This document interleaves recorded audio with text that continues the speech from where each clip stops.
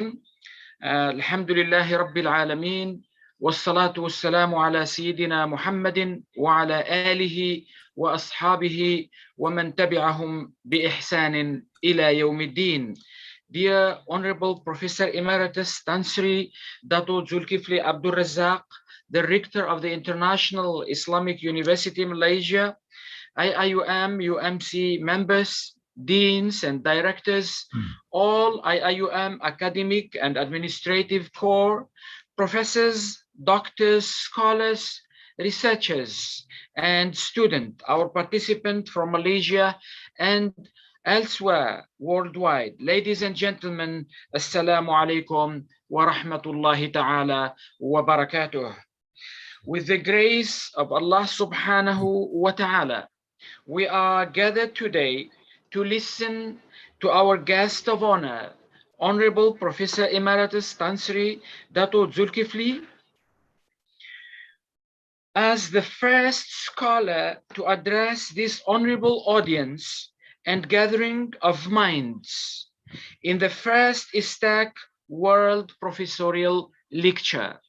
I welcome you all to our first Istac World Professorial Lecture, and let's begin this lecture with the reading of Surah Al-Fatiha.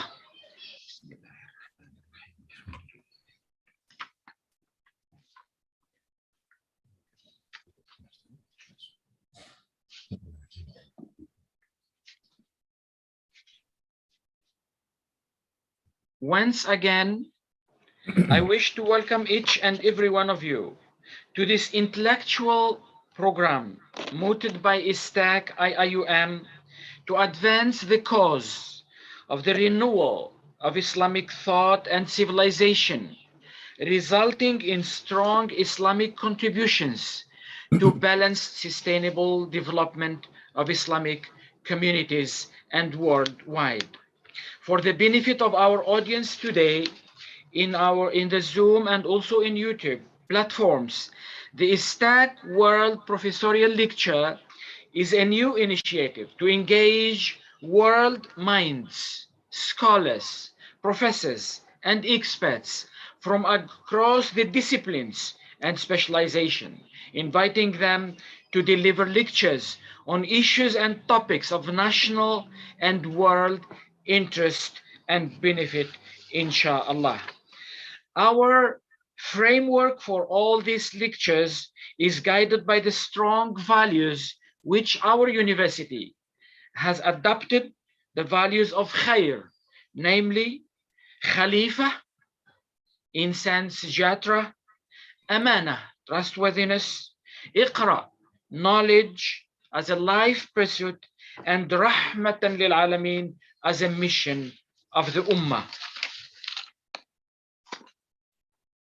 In this brief background today, we are very much honored to have with us Professor Emeritus Tansri Dzulkifli to address us in one of the most pressing issues of our time, that is humanizing education, a model of university the world needs in post-normal era.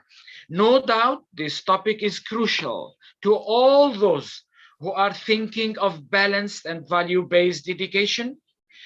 In a world context where education is placed in the center of sustainable development, in a situation where many things become power, knowledge power, society power, money power, economic power, military power, artificial intelligence power, technology power, education power. However, humanity is facing risky, unprecedented, complex challenges with all these powers, which pose existential threat to our well-being, life, ecosystem, social harmony, and environmental and ecological system. Of course, there were many reasons to all these problems of humanity.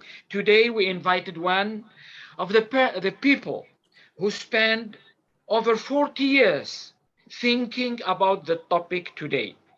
Our Professor Tansri is an intellectual and a leader in many sense. We invited him today to be the first in this series of lectures to shed some lights on one aspect, which is explaining part of this phenomena which the human civilization is facing. Before I request Professor Tansri to address us, let me give you a brief account of Tansri's CV, especially for our international viewers. Professor Tansri Dzulkifli Abdul Razak is currently the rector of the International Islamic University in Malaysia. He was the Vice Chancellor of Universities in Malaysia from 2000 to 2011. He is the immediate past president of the International Association of Universities, a UNESCO-affiliated organization based in Paris. He was the convener of the Regional Center for Expertise on Education for Sustainable Development based in USM, one of the 7 pioneering centers worldwide. Professor Dzulkifli was awarded the prestigious 2017 Gilbert Medal by the Universitas 21 in recognition of his long-term commitment to sustainable approach to international higher education. He is a fellow of the Academy of Sciences Malaysia, the World Academy of Art and Sciences and Science, and the World Academy of Islamic Management. Professor Zul was an honorary professor at the University of Nottingham from 2014 until August 2020. He is a member of the advisory board of the Right Livelihood College Steering Committee based at University of Bonn and an advisory board member Institute of Sustainable Development and Learning. At Leuphana University of Lumberg, he was also an invited speaker at the 2015 Nobel Dialogue in Sweden. In October 2020, he was appointed as a member of Qatar Foundation Higher Education Strategy Advisory Panel. Besides, Professor Zul is also a member of the UN Academic Network for Development Dialogue, World Islamic Economic Forum, and National Digital Economy, and Fourth Industrial Revolution Council. In February 2021, he was invited to serve as an expert for the Futures of Higher Education project at UNESCO's Institute for Higher Education. Brothers and sisters, there are a lot of things to mention about Professor Zul, but due to the time, and we would like to listen to Professor Zul, and we allocate a time of 1.5 hours to Professor Zul to address this audience in this very important topic, which will have many consequences in our education, in our university, and elsewhere in the world. I request Professor Zul to start his first Istac World Professorial lecture. Please go ahead, Tansri. Thank you very much, Professor Aziz. Bismillahirrahmanirrahim. Alhamdulillahirabbil alamin wassalatu wassalamu asyrafil anbiya Sayyidina Muhammadin wa ala alihi wa sahbihi ajma'in. La haula wa la quwwata illa billah. Professor Aziz, the convener and also the initiator of this August Istac World Professorial Lecture Series. Indeed, I am very honored and very humble to be given the privilege to be at the starting point of this lecture. It is not an easy task, I guess, and not only because it's the first time, but also looking at the August audience and the expectation that was mentioned by Professor Aziz today.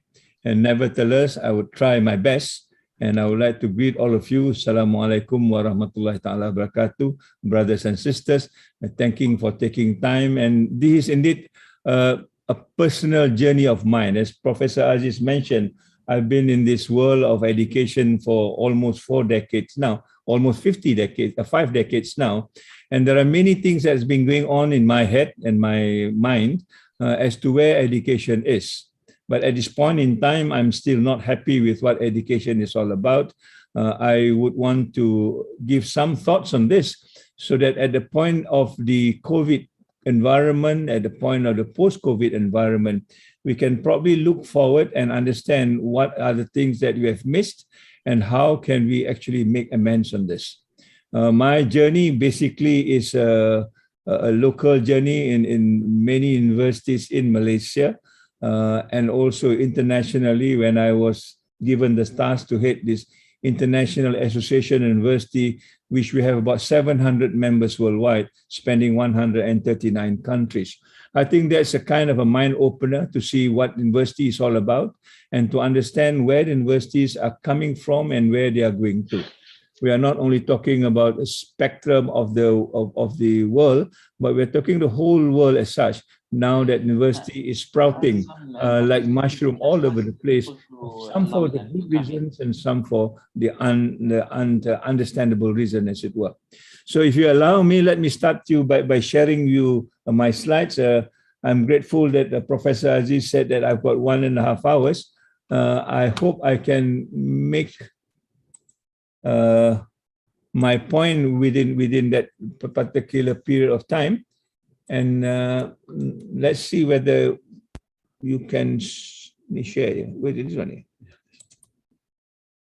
Can you see the screen? Okay, I'm given this topic, Humanizing Education, a model of university the world needs in the post-normal era. It is a model university, but I'm not too sure whether it is the one that the world is waiting for. And I'm also quite sure that this is a kind of a post-normal sort of idea of what we are trying to grapple with. Yeah? Let me tell you a little bit about the International Islamic University, which is now about 37 years old. We will be celebrating our 40th anniversary in 2023. It was established in 1983, and the idea was basically to bridge gaps between the Islamic world and the world at large, particularly in the context of education, where we can provide education to people who needs it among the poorer population, but most deserving students around the world. I think the university has done tremendously well in this particular context, but there are many challenges is coming. And one of the challenges is certainly the COVID-19 that all of us are facing. And this is also an opportunity for us to look back and see where the university has gone, what we have done, and how can we do better, and perhaps to bring back things that have been missing over the 30 years in the journey of trying to make the university a recognizable, distinguished, and also a relevant university in the 21st century, and so on. We have been, in recent times, accorded some recognition by the United Nations University as a regional center of expertise for sustainable development. These regional centers of expertise for sustainable development was an idea mooted in 2005, when the question was asked whether the structure of the university then and now will be relevant for the future. I think the general consensus was it will not be as relevant as we want it to be, and hence the RCE, as we call it, will be the kind of precursor to what a future university looks like. So in a way, I've been involved with this discussion since 2005, looking forward, where are we going to take the university and how the university would look like then in the year 2005. As mentioned, we are one of the 7 pioneering universities that looked at this transformation in university. And in the context of USM then, this is why the Apex University was sort of mooted, because this is a transformational idea of what the university looks like decades from where it was when it was first established. So the idea of creating a future university is not something new, but I think the debate was not as intense because everybody was quite comfortable with what they have been doing, and they thought they can proceed until COVID-19 put a stop to all this.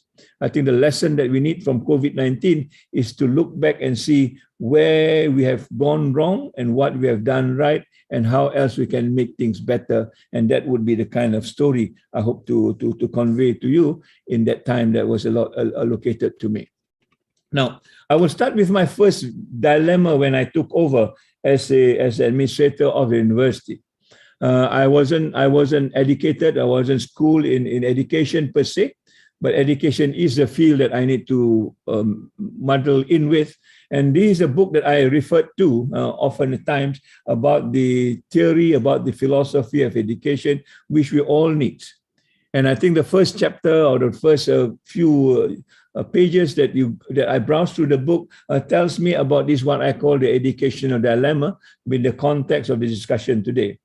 And this is a precise word that this book says: education is a field sometimes beset by theories of the day and with easy panaceas that overpromise the degree to which they can alleviate pressing educational problem. Nowhere I think this statement is true now in the COVID environment. Everybody says the panacea is this and that, particularly in the use of technology, and sometimes over-promising without really understanding what is the pressing needs of education as it is now. And we are then beset by many theories, and the theories that sometimes we are practicing without even realizing are not the theories that actually we would want to profess, but somehow or other has been pushed down because everybody else expects us to do the same.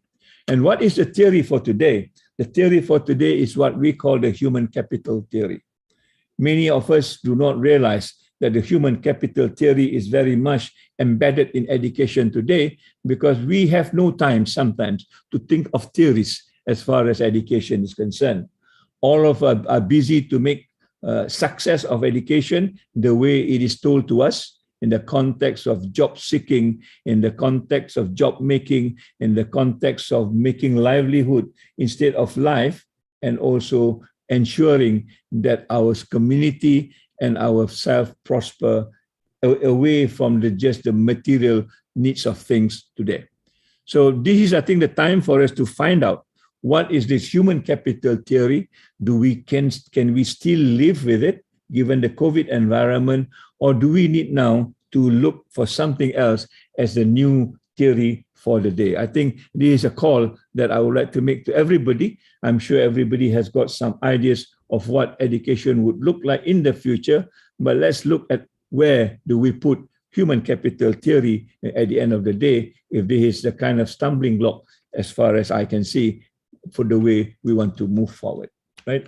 Now, the reference I have is this particular article here. I don't mind sharing this with you, but I'll read snippets and also paragraphs of this just to make us understand what this human capital theory is all about. In the local language, it is called modal insan. Everybody talks about modal insan and modal human capital, and that's why we substitute it as insan sejahtera rather than get stuck with this whole idea of modal insan. Let me start with the whole idea of where we talk about the human capital management. I think this is something that all of us are familiar with when we look at human resource, for example. Initially, we talk about human resource, at least in our jargon, is what we call kaki tangan, the hand and the legs. The head is somewhere else, the brain is somewhere else. We are supposed to do some menial labor work. Yeah. But over time, it changes. It becomes into a personnel thing. They call it a human resource thing. And then the brain comes in slowly, that we are also able to think and work at the same time. But moving forward, we thought the heart will come in as a kind of a development moving forward, so that everything becomes more holistic and very human in its structure and in its implementation. But nevertheless, that do not happen, and suddenly we end up with this terminology called the human capital. And I think most of us are still living with it, and we are not sure where the human being is in this context of human capital. And indeed, this is a question that I'm going to pose. Where is the human being when we talk about the human capital? Is the human being still there, or the human being has been sort of also sold for some reason or the other. Now, as you look at it, as far as the university is concerned, there are many stages that we can understand the university. There's a very quick summary of how it started from the days of the Greek and even beyond that. There's many African universities that I know started off with University of Scholars. There's some universities in India, in China, start as a University of Scholars, just like the Greeks and the Romans did. Yeah, and then it moves into different models of university, the indigenous models. I said it because at that time there was no terminology called the universities. The Andalusia experience, the experience in Baghdad, the experience in many of the Muslim countries are what I would call the indigenous sort of model, that it grew up organically from the madrasa or from the mosque to be quote unquote as what we call the university today. Yet there are the center of learning of the highest stature that we can think of. Some of them create other civilization from their own practices. Yeah. But later on, there's this terminology called the universitas that's been introduced from the Latin word, and that word comes in and becomes the so-called university today. And that university is what we are grappling with, and we think this is the original idea of university, but as we will learn later, there are other agendas behind the so-called universities that comes from the Latin word universitas. From then on, I think this is what we see today. I would regard the university today, as I've mentioned, not so much as a university, but more of a factory churning out human capital. It is a kind of an assembly line that works like all other factories, except that all other factories produce lifeless thing, but we produce a live thing, but equally soulless as the other things that they produce in their own factories. And that, I think, is a big question as far as I can see. And how do you make amends to this is something that we need to talk about deeply as you understand where the university moving forward. Yeah, some ideas after the Second World War create what we call the national universities. In the Second World War, when many universities are quote unquote damaged or being bombed by warring parties, the whole idea of the university being a kind of a outside the borders of nationalities has been re-looked at. And therefore, every country now, in trying to build up the country again after the war, create their own university and build what they call national universities. And hence, national university becomes another creature within this assembly line that talks about only certain things that is pertaining to the national sort of culture or happenings within the country, and not an international or global university the way it is understood at one point when we talk about this global committee of scholars and so on and so forth. From then, I think graduating into another factory of education becomes an easier task, and this is where we are now when we want to talk about what the world need. Do the world need a university of this kind, or do the world need a university of another kind? What I'm trying to tell you basically is this whole idea of university is not a fixed idea. If you think there's only a one-size-fits-all, just because one university is recognized as a world-class university, then everybody must follow that world-class university. I think we are sorely mistaken, right? Plus, there's not one world, there are many worlds as it is, and therefore when you talk about a world-class university, we need to really be mindful whose world are we talking about. No two worlds are the same, and therefore no two university, quote unquote, should be the same, because it has to be contextualized within where the university grow, how does it come out, and how does it serve the population as a whole. So this is a kind of the general outline that I will follow through. But I need to start with where this whole idea of university coming from the Industrial Revolution that I've mentioned to you about. Yeah.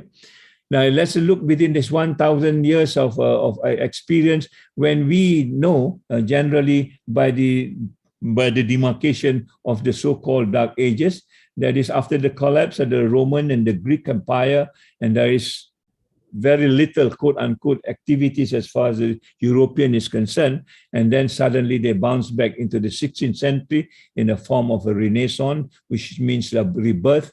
Rebirth would mean there is something that is dead. What it is dead is a tradition of the Greeks and the Roman that is now needs to be brought back into Europe as part of Renaissance, and hence we then follow with the scientific revolution, the industrial revolution, and the modern day civilization. All these are the makeups of thoughts that comes from Europe based on the Renaissance and moving on from then.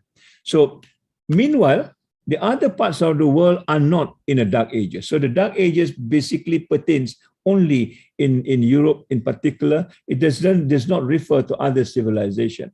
The Chinese civilization, the Indian civilization, the Persian civilization, and the Muslim civilization goes on the way it is. In fact, when we talk about the Andalusian experience from the 7th century onwards, this is the culmination of many of Muslim scholars doing knowledge the way it should be done by their tradition.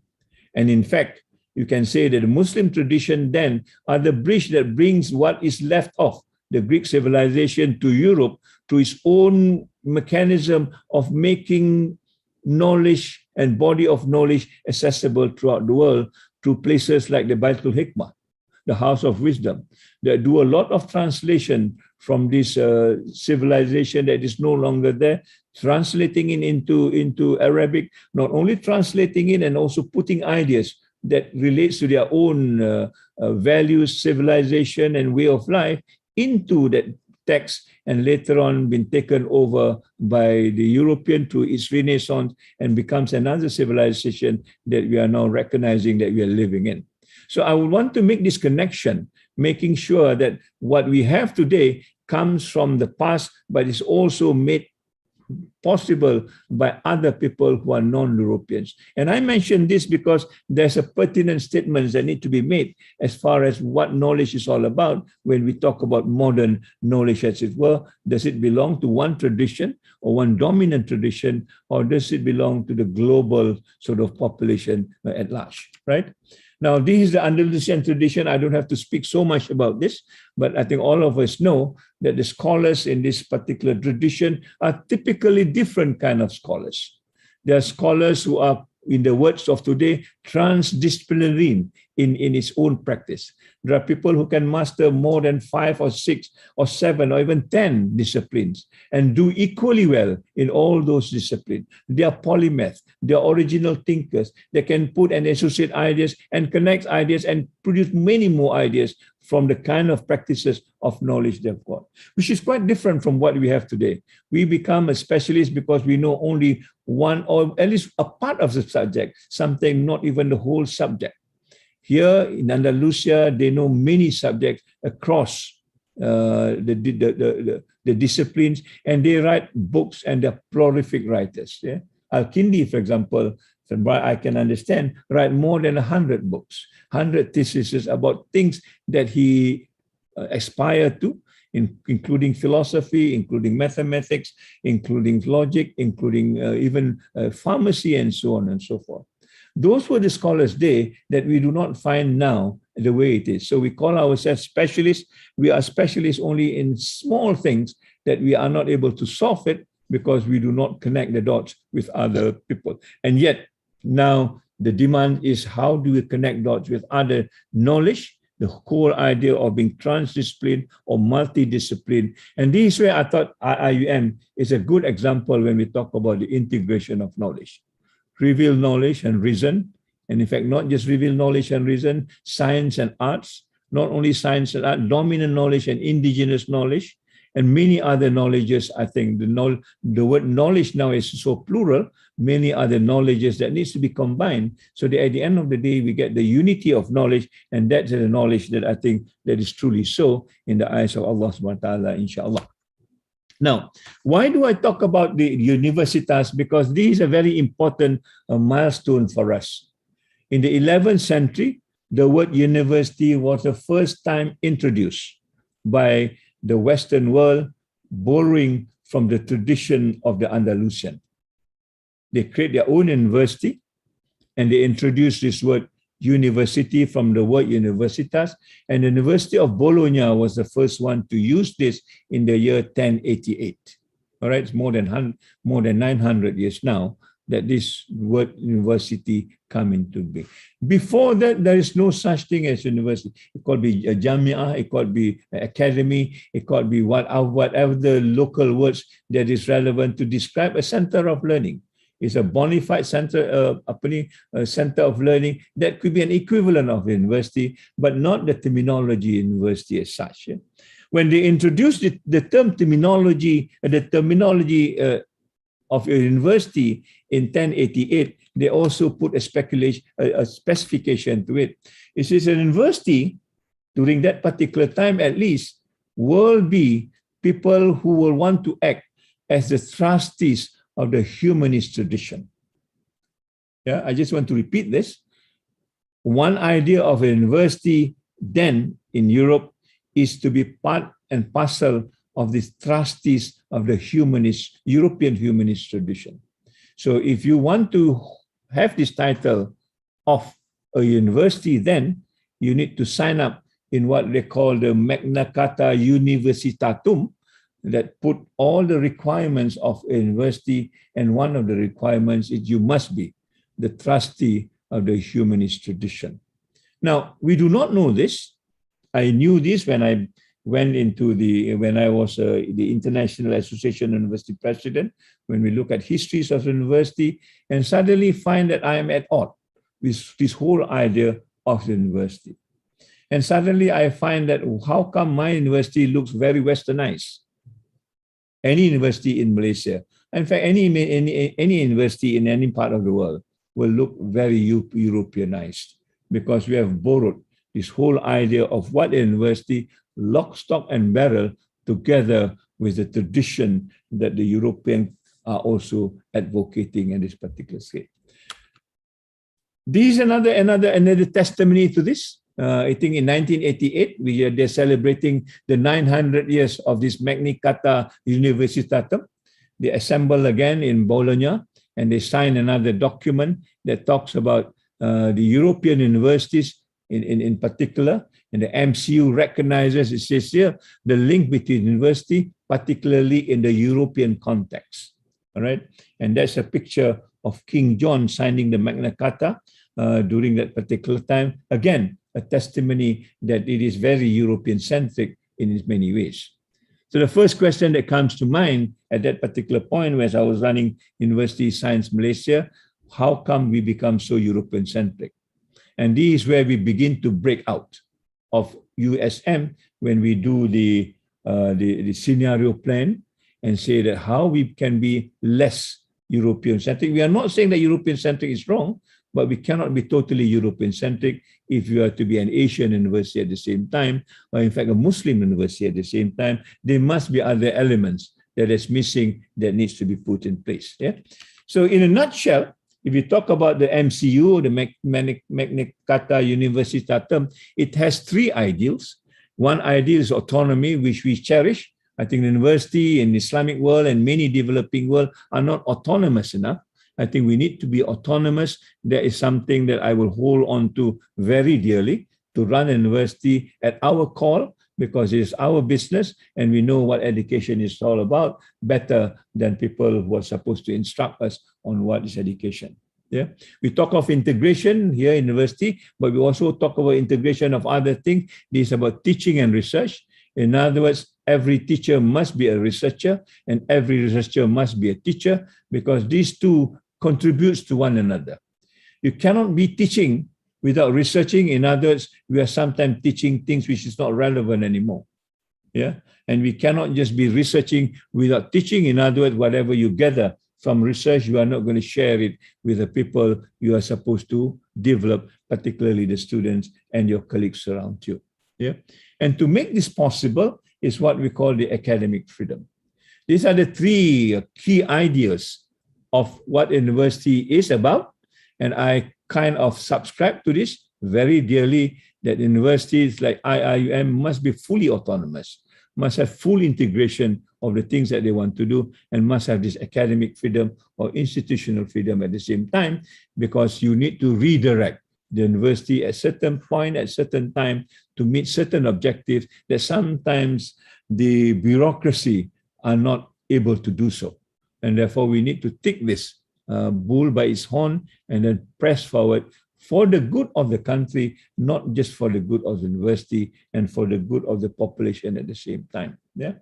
The fourth ideals in this MCU, yeah, reads like this: a university is the trustee of the European humanist tradition, as I've mentioned to you. So these are the four key elements when we talk about a European university, beginning with University of Bologna in 1088 and until now. These are embedded in. You know, it's only very recently, I think, they revised this whole idea of trustees European humanist tradition because of globalization, because of the survival of the university itself. Europe, with a small population of youngsters, with a diminishing birth rates, yeah, nobody would want to go to university in Europe anymore, and they need to look for students away from Europe, and therefore they need to look at other traditions at the same time. And that's when I think this idea of European humanist tradition give way to a certain extent. But there are many commentaries to this, and one of that I read and I like very much that I will share with you. It says, by all account, European University was brought into birth in an environment supercharged with Christian theology and piety. Oxford's motto remained, I cannot pronounce this, but it means the Lord is my light. And the evidence of centuries of religious faith and scholarship is everywhere to be found in the European oldest seats of learning. It is obvious that they utterly depart from the metaphysical basis and continue to speak in terms of universal truth and objective morality, while the Charter asserts ideals and principles for the life of the university. It is not immediately clear when such moral imperative emerge. Yeah, I like the university like IIUM. We are quite clear that we talk in the question about religious faith, about religious scholarship in a very distinctive way, in a very open way. We do not hide it, and we know where it comes from, and we know where we are going to go. So these are the issues that I think that have not been discussed enough as we move forward, looking at what the university is all about, what is the tradition is all about, and how we heading. Are we ready to steer, or are we ready to just follow through in terms of what we have been doing for many centuries before this? That is one question. The other question is question of the impact of education on development, modern ages on education, right? I begin to sense that we have moved in a kind of a very, very drastic way of what education used to be. It was used to be about wisdom, not just knowledge and information was still data. We are talking about wisdom, but now that wisdom have gone to what we call only the logics of economics. If it meets the economics logic as per the human capital, you will then be okay. But if it is not, then that wisdom needs to be buried somewhere, or just thrown out of the window, because it has no quote unquote economics value as far as the people who runs education at that particular point in time. At one time, when we talk about the human person as the person that we need to educate and bring to bear the responsibility of educating everyone else, now that has been given to what we call the human capital, which we'll talk a little bit more. And the human well-being now is only about financial well-being. If I were to talk about well-being, then I need to look at what are my finances, whether I'm well-to-do. If I'm not well-to-do, then my human well-being will suffer at the same time. Yeah, I've got some friends who works in this very rich states or countries, which I will not mention, but life there is not as as free as he wants it to be. He suffers quite a lot in terms of civil liberties and so on and so forth. But he keep on telling me this: Zul, if I am depressed, all I need to do is to look at my bank account and I'm okay again. And that's just how much as we evaluate our well-being. When we look at our bank account, sometimes we look at our bank account, it makes us feel better, because then the amount of money that we accumulated is much more than we expected. Yeah, we have lost the culture of humility. to the culture of arrogance, particularly in terms of ecological sense. Universities are also in cahoot in destroying environment at the same time. The whole ecological system has collapsed to be an unsustainable one, right? And all these stories are, I think, well told in a movie called The Ivory Tower. And this is a film did by Andrew Rossi about how colleges in the United States has come to bear and how it actually embraces a business model that usually promote expansion over quality of learning. Yeah?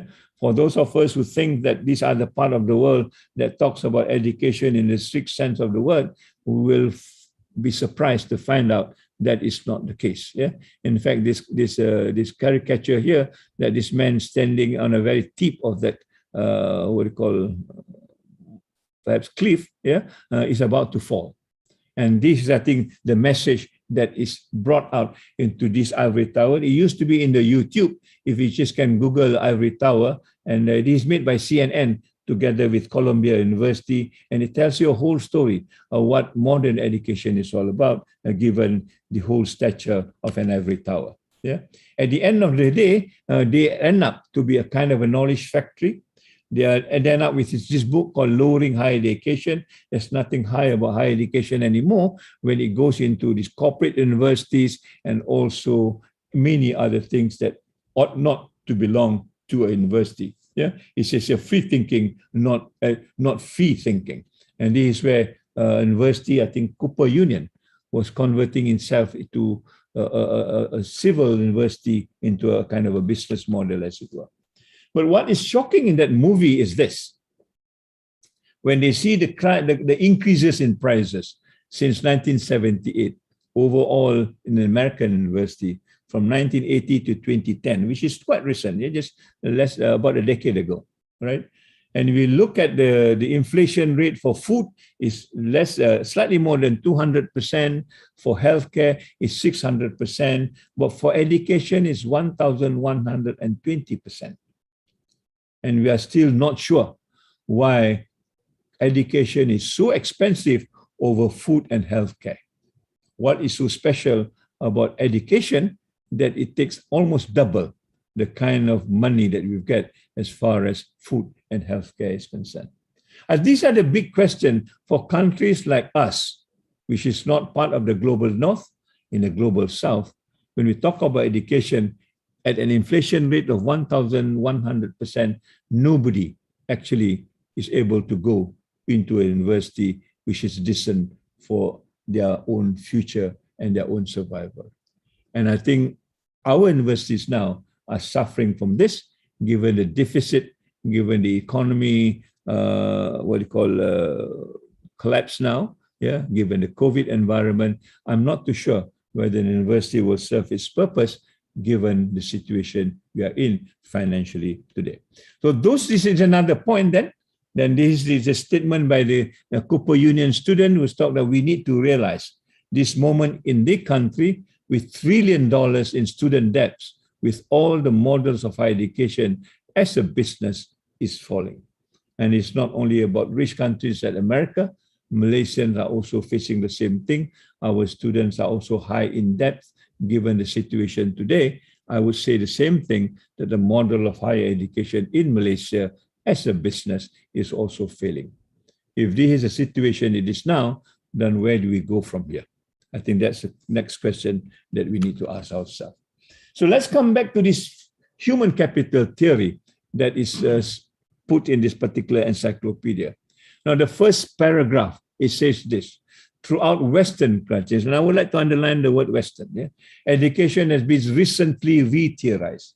Now I'm trying to find out why it needs to be re-theorized, and ultimately it's about the human capital theory, because they want to make the human capital theory as the primary economic device. In other words, all of us in the university today is serving just the economy. If you talk about Rahmatan lil Alamin and the many things, nice things that we talked about, we are far from serving that, because the system only advocates for education as a primary economic device. Yeah? And it says the human capital theory is the most influential economic theory of Western education. I underline again the word Western. Think again in terms of Bologna. Think again instead of a Magna Carta Universitatem. Setting the framework of government policies since early 1960s, and since then it's been increasingly as a key determinant of economic performance. It's not surprising then, whatever we do in university, economics is basically the output. Economic is basically the measure, and hence the terminology of marketability, employability, and all the rest that is connected to the economic performance per se. Yeah. And he continued a little bit more. A key strategy in determining economic performance has been to employ a conception of individuals as human capital. There you are. Yeah. So our students are basically human capitals, and the various economic metaphor. So we talk about technological change. It is predicated on economic outputs. Research, also economic. Innovation, economy. Productivity, education, competitiveness. And that's why I'm not into ranking, because all these are economic metaphor that is put very subtly, that we also talk about the same language now. We want to do research, yeah, but research for what? At the end of the day, is research for the economic purpose only. And that's why in this university, we add in the word responsible research so that we begin to redefine what research is all about in its own context rather just to serve it. I'm not saying the economy is wrong, but not everything is for economy as far as education is concerned. Yeah? Economic consideration per se in the past, however, has not determined education. This is something which is new that is brought about in the so-called human capital theory. Yeah? So all of our students, no wonder, yeah, that they want to be rich. They have this me first ethos. Yeah? They think of themselves only, because they are now actually the human capital that we are breeding, whether we realize it or not. And the definition of human capital becomes very, very ugly. Yeah? When we talk about, they will also celebrate what we call greed as part of it. Yeah. So here I talk about up the value chain, yeah, without an S, and here we talk about down the value chains, where greed and things of that nature becomes an part and parcel of the training ground in the university for these people to survive the world outside. I want just to finish with this on this first note. He said in The Wealth of Nation, Adam Smith, the basis of what was later become the science of human capital. In the modern human capital theory, all human behavior is based on the economic self-interest of the individuals operating in a freely competitive market. And it adds on, other forms of behavior are excluded or treated as a distortion to the model. So if you want to put in different behavior, whatever you want to call it, they say it is not part of the human capital theory and it will distort the model, and therefore it is not acceptable. Yeah. More interestingly, if Professor Aziz wants me to give a talk as a human capital, I will ask him, how much are you going to pay me? If your pay is not good enough, I'm not going to talk for you, because my economic self-interest has not been served. And this is why we begin to see our students, our staff are talking about the same thing in the same language. You know, all this directly or indirectly has something to do with the human capital theory, formulating our behavior the way it is now. It is not wrong in a way, because we have been persuaded to follow this human capital theory, but I think the time must stop and we must look for something else, for a better solution. More surprisingly, when I just browse the internet, I see words of this kind. I'm not a Sharia person, but I doubt whether the word Sharia and human capital, the way it has been defined, can live together. Yeah, I doubt the word human capital in Islamic finances can also live comfortably together. Yeah, there's also a book in Indonesia that talks about management in human capital Sharia. Yeah, it's already been told that other forms of behavior, Sharia or otherwise, are excluded or treated as a distortion of the human capital theory.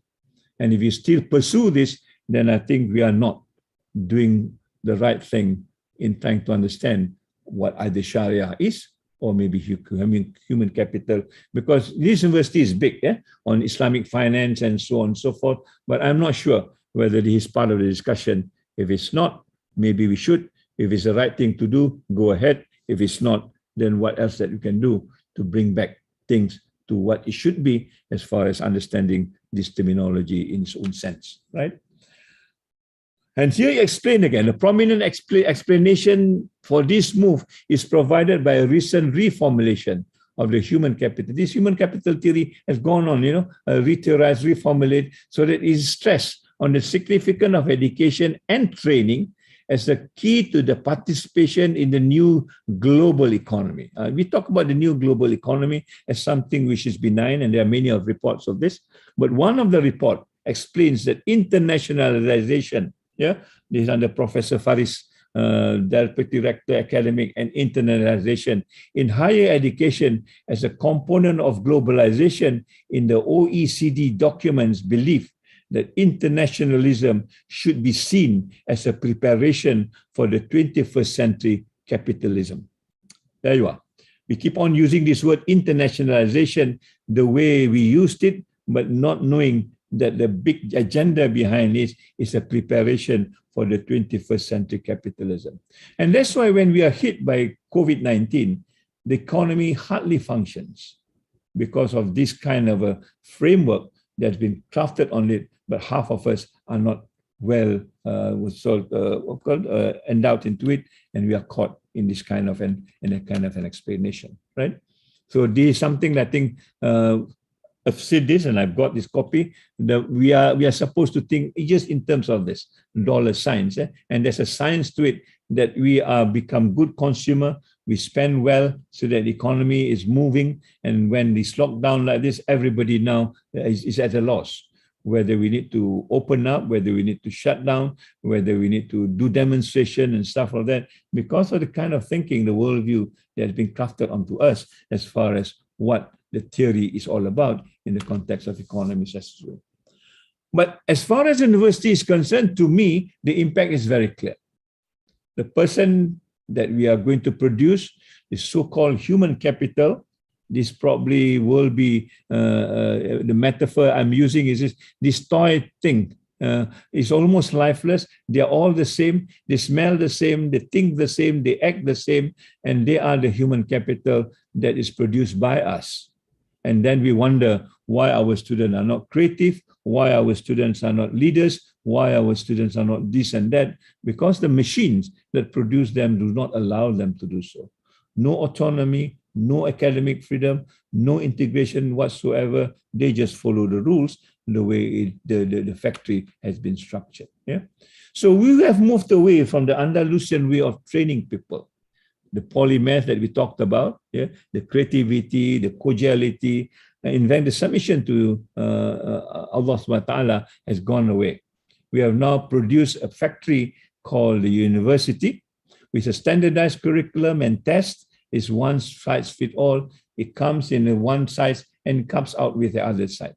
And it's all now becomes the issue that we are going to debate, whether this is the model that will sustain itself post-COVID, or is this the end of the model? I would prefer it to be the latter, but how do you do this? Yeah.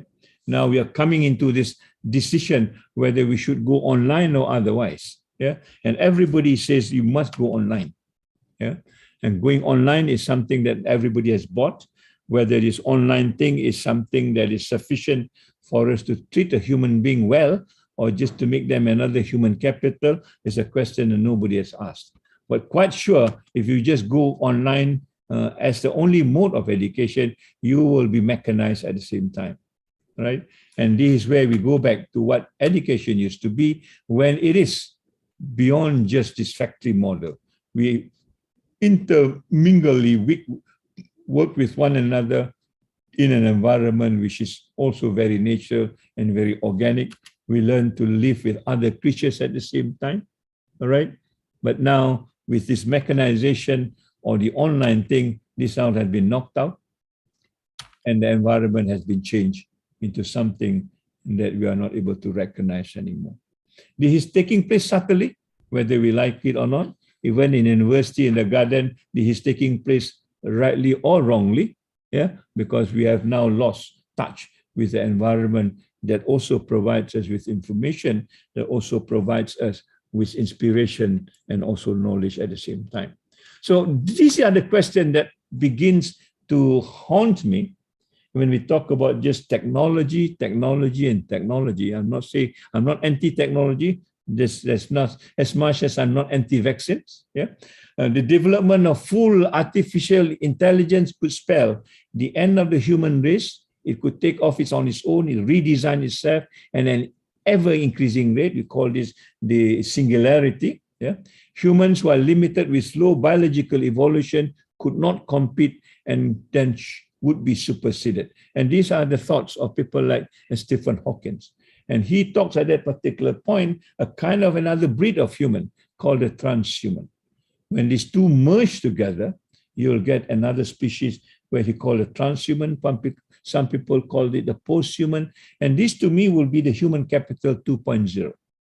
We are now embedded with many technological apparatus in us because we want to be quote unquote the superhuman that is not now performing well given the kind of machines that we are supposed to compete with. Yeah. As far as we in Malaysia is concerned, we have got another call, and that is looking at our national education policy, philosophy, sorry. Yeah. I translated it, although it doesn't read very well in English, but just for the sake of this discussion, it says education in Malaysia is ongoing effort to developing a potential individuals of holistic and integrated manner, so as to produce individuals who are intellectually, spiritually, emotionally, and physically balanced and harmonious based on the firm belief and devotion to God. It's almost like an individual sort of part of education, and all of us must be this kind of people. Yeah, it could be the people that we can even mirror in the days of the Andalusia. We are balanced, we are harmonious, we are integrated in these four elements of intellectual, emotional, spiritual, and physical, all determined by our understanding of what God is, Allah subhanahu wa ta'ala in this particular case. Yeah, we don't do this because UNESCO wants us to do this. We don't do this because the ministry wants us to do this. We don't do this because another world-class university is doing so. We do this because of the firm belief and devotion in God at a personal level. At the community level, it says such an effort is designed to produce Malaysian citizens, could be a global citizen, who are knowledgeable, competent, who possesses high moral standards, and responsible and capable of achieving high levels of kesejahteraan diri, which is roughly translated into well-being, but it's not entirely it. That's why I don't translate it. It cannot be translated into English, as well as being able to contribute to the harmony and the betterment of family, society, and nation. In other words, this individual would translate itself into a community of people who have got the sejahtera diri, which to me now we convert it into the maqasid thing of life, intellectual, lineage, wealth, and also faith. Yeah, that seems to embrace what the sejahtera diri is all about. More importantly, people who have got this would be able to contribute to harmony and the betterment of the family, society, and nation in that order. In other words, you start with yourself, then you work with your family, and then you go to your society, and then you build your nation, and certainly you are ready for the world. That's a systematic way of understanding what this philosophy is all about. It may not sound Islamic enough for you, but I think there are enough of Islamic element there to actually make us that human being that we are supposed to be as far as a Muslim is concerned. So if I were to take this individually, a balanced, harmonious, intellectual, emotional, spiritual, it means something like this, all right? But not only that, I think each of these things must be balanced. You must be balanced spiritually and intellectually, and intellectual, physical, emotion, and spiritual. In other words, this whole thing that we call wasatya at one point is already there. You don't need to create another institute called the Wasatya Institute, because it is part and parcel of the philosophy of education. If we are able to do this, we should get the moderate people, or the people who are Wasatya in this particular context. Yeah, but the fact that this philosophy is not taken holistically seriously, I think we still suffer this whole idea of extremism and so on and so forth. If I extend that to the belief, a firm belief and devotion in God that gives you the kesejahteraan that enables you to contribute, then I will draw a diagram of this nature.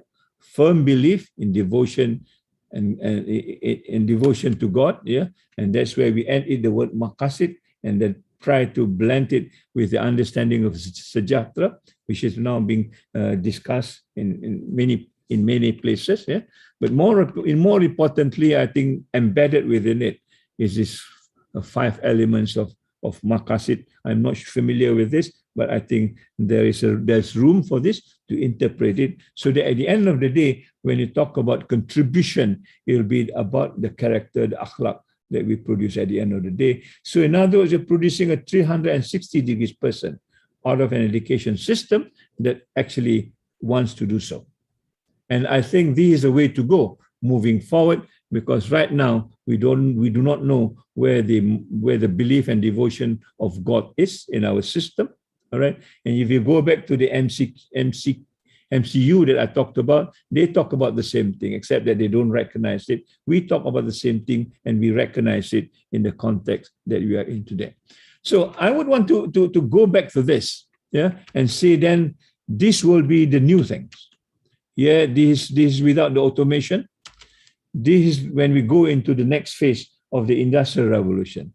The one in white, I venture, will be us. The teachers, the lecturers, the professors, and the one that we spin out are our students. They're soulless, they are lifeless, they are the same, and they are no better than what it was before.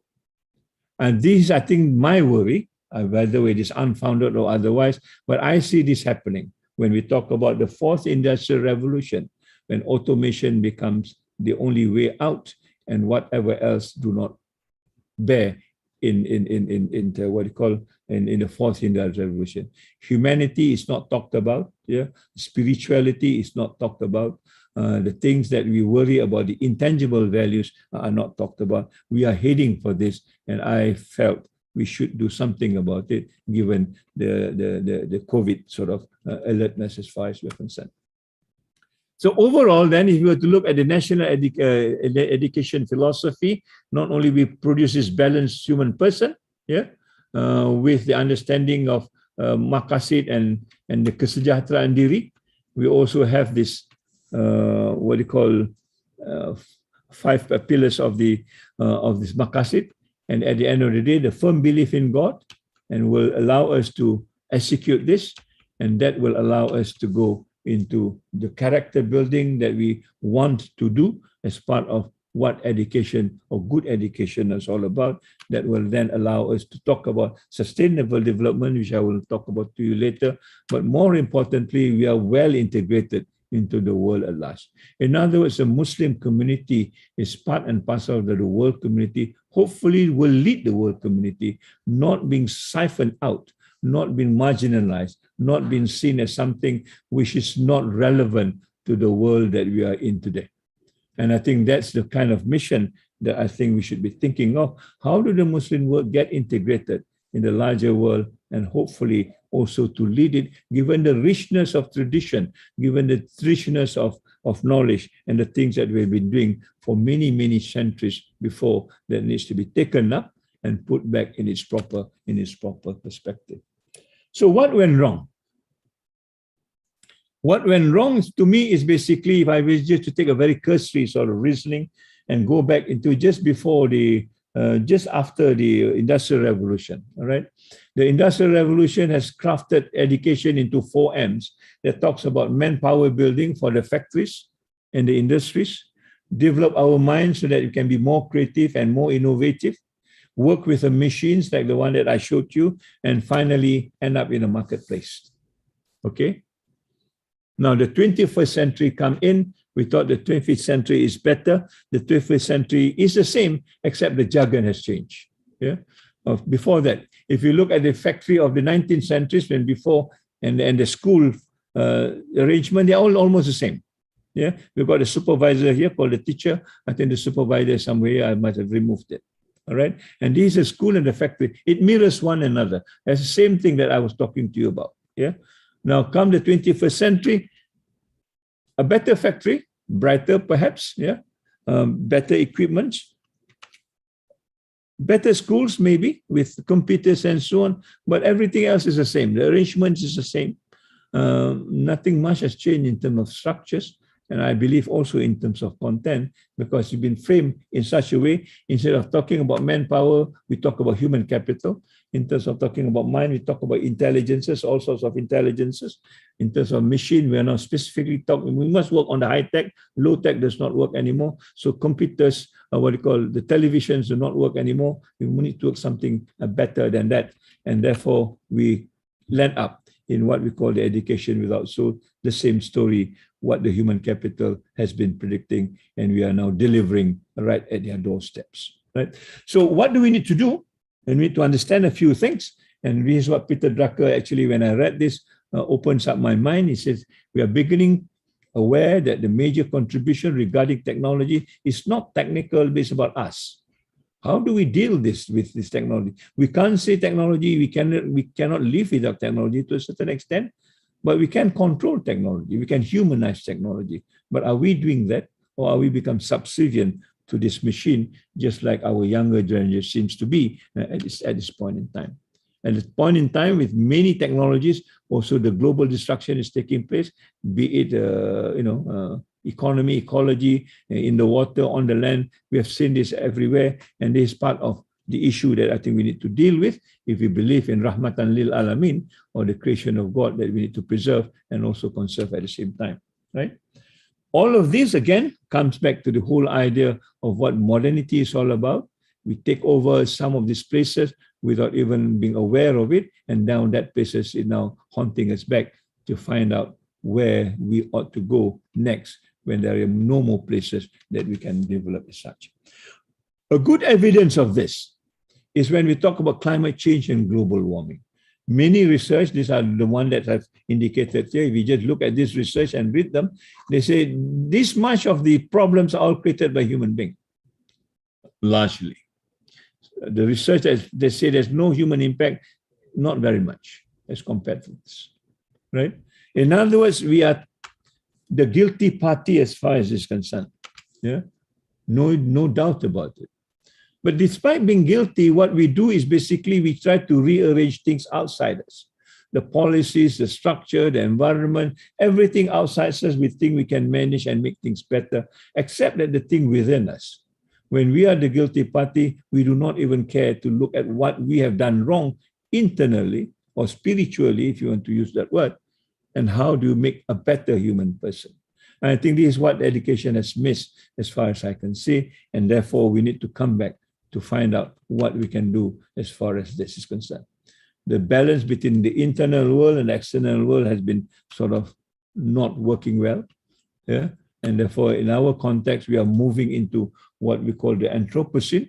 Before this is what we call the Holocene, where human beings can develop their own civilization because the environment is conducive enough for us to build the civilization until up to this point. But from this point onward, we are going to dismantle all the civilization that we've got into what they call the Anthropocene age. And we have seen this happening, yeah? And recently with the COVID, it only tells us this is happening every now and again until we realize what it is that we can do to stop it, yeah? So Sejahtera will not be there, and I think this is a testimony from one of the most, authority. And when we talked about the Garden of Eden, I like to use the word, the metaphor, the Garden of Eden. The Garden of Eden is no more. We have changed the world so much that scientists say we are in a new geological age, the Anthropocene, the age of human beings that destroyed its civilization. And he made the same statement in the World Economic Forum in 2019 and calling people to stop doing this damage, including doing the so-called development, which is not unsustainable, which is not sustainable, as it were. So the brief idea on this is basically we continue to develop, we continue to live on this earth, but we are not taking the stewardship. We are trying to own this world and transform it the way we want it to transform. And therefore, these are the consequences. Human emission, biodegradation, and the time will come when we'll breach this so-called planetary threshold, and we'll go into what we call the hot house Earth, which is now beyond the 20 degrees centigrade that we are trying to keep within, and then it will get a kind of an environment that is no longer stabilized. But if you can steer this by changing some of the concepts, some of the understanding, some of the worldview of how we need to live together on Mother Earth, maybe we have a chance to try. But this is not the case because we have seen, these are all the graphs I just want to show you, that this is the first industrial revolution, the second industrial revolution is here, the third industrial revolution somewhere there, and beginning 1950 onward is what we call the acceleration. Everything that we touch seems to go into an exponential sort of acceleration. There you are. You start with the first human being right down to there, and there's the first explosion of the atomic bomb, and then you have this acceleration and everything goes up. And then we have three choices. Either we rupture and go bonkers, or we live in a place but we suffer because of the climate, or you can bring it down to a level that all of us can be back into where we were in like the Holocene age. And it says this very clearly. Because of the residence time of CO2 in the atmosphere, the global north emission of 150 years ago contribute to the climate change we experience today. 150 years ago, when this emission started, it still lives with us and we are not able to get rid of it. It will continue to live in the generation to come. The pollution that we've got here was 300 years ago when the first industrial revolution took place and the second industrial revolution took place, and it goes on, and we are adding to it whatever else that we are doing not right in the fourth industrial revolution. We are going to go into a very vulnerable future, the sixth mass extinction, as somebody has called it, right? So issue is basically, where are we? What do education do, and how is education constructing us in that particular context? Education is doing this as far as concerned, making sure that we human being dominates the sin, not only human being, but sometimes just the male species over anything else, in a very rigid way, in a very competitive way, that everything else become almost stagnant. That we need to move into another, what we call the ecological style of looking, where human beings are part of the environment. That we are one among equal, as it were, that we take stewardship and trustship over the environment and make sure they are preserved, they are worked on collaboratively, that it is a living kind of a structure, not a dead structure, the way it is being seen today, that is just for us to exploit and destroy when the time comes. I think this is a challenge forward, and I'm going to go into a very few ideas of how we're going to make amends on this. Starting with 2015, this is the World Education Forum of 2015, talking about transforming life through education. I want to take the word transformation out of this to understand that we need to be transformational. Education must be transformative. We human beings must also have the skill to transform. If we don't have those through education, then I think we are not going to go far so much in the way. But some transformational are talked about only in the context of technology. Again, I would like to underline, I'm not anti-technology, but here is a prophet of technology that talks about we are changing the world with technology, right? And for me, the moment I read this, I say that's the time, the day that the world becomes weird. What is weird? My weird is this. W is westernized, not the location, but the event that took place 300 years ago with the first industrial revolution that transformed education into a factory.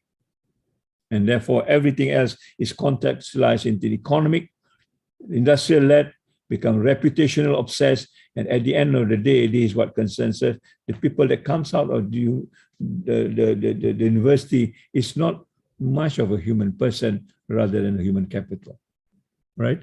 And that's the acronym UIT because it has its own implication as far as looking for a solution forward. Give you an example. If we talk about the first or the fourth industrial revolution until now, what has happened? We know the steam engine, the electricity, the computing, and now the cyberspace are all now being worked on by technology, whether we like it or not, low tech or high tech. It used to be low tech here, now it's going to be high tech. What has been left behind, we're not saying that it's not serving us right. It does, yeah, but it also does something that we do not often talk about or recognize.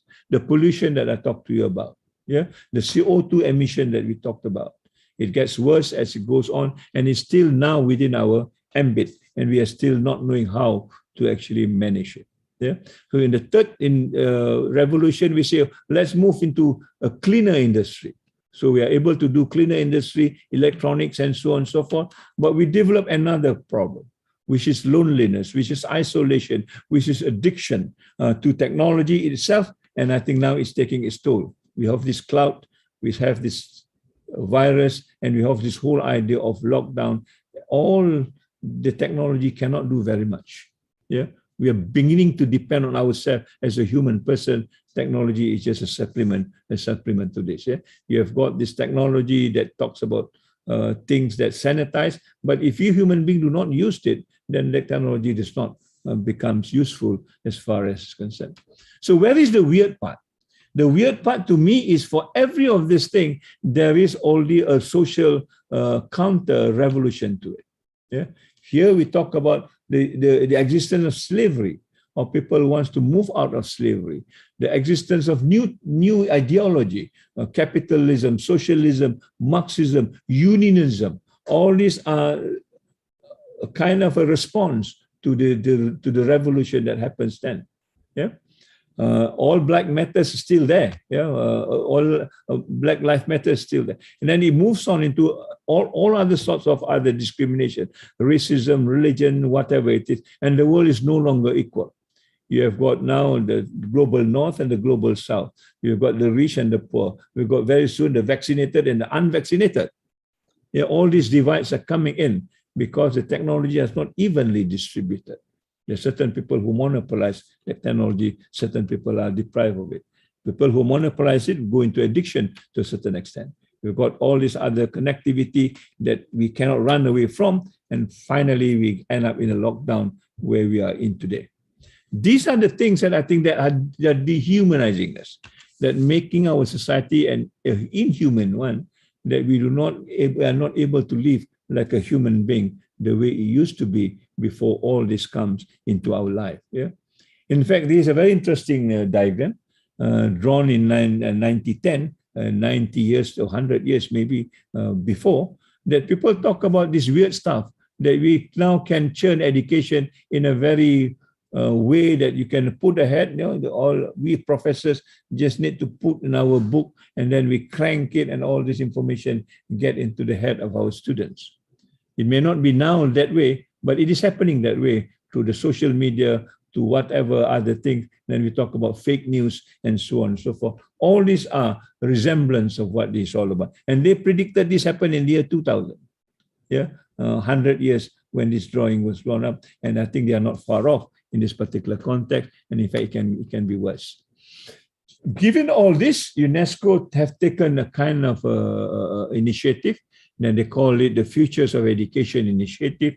And this initiative is about to reimagine. And I call you to think about this, to reimagine how knowledge and learning can shape the future of humanity, not just us and the planet. Yeah. And the kind of benchmark that, if I were to use the word, the pre-industrial benchmark, where everything is sustainable, diverse, and resilient, and it has its own sort of framework and values to be adhered to.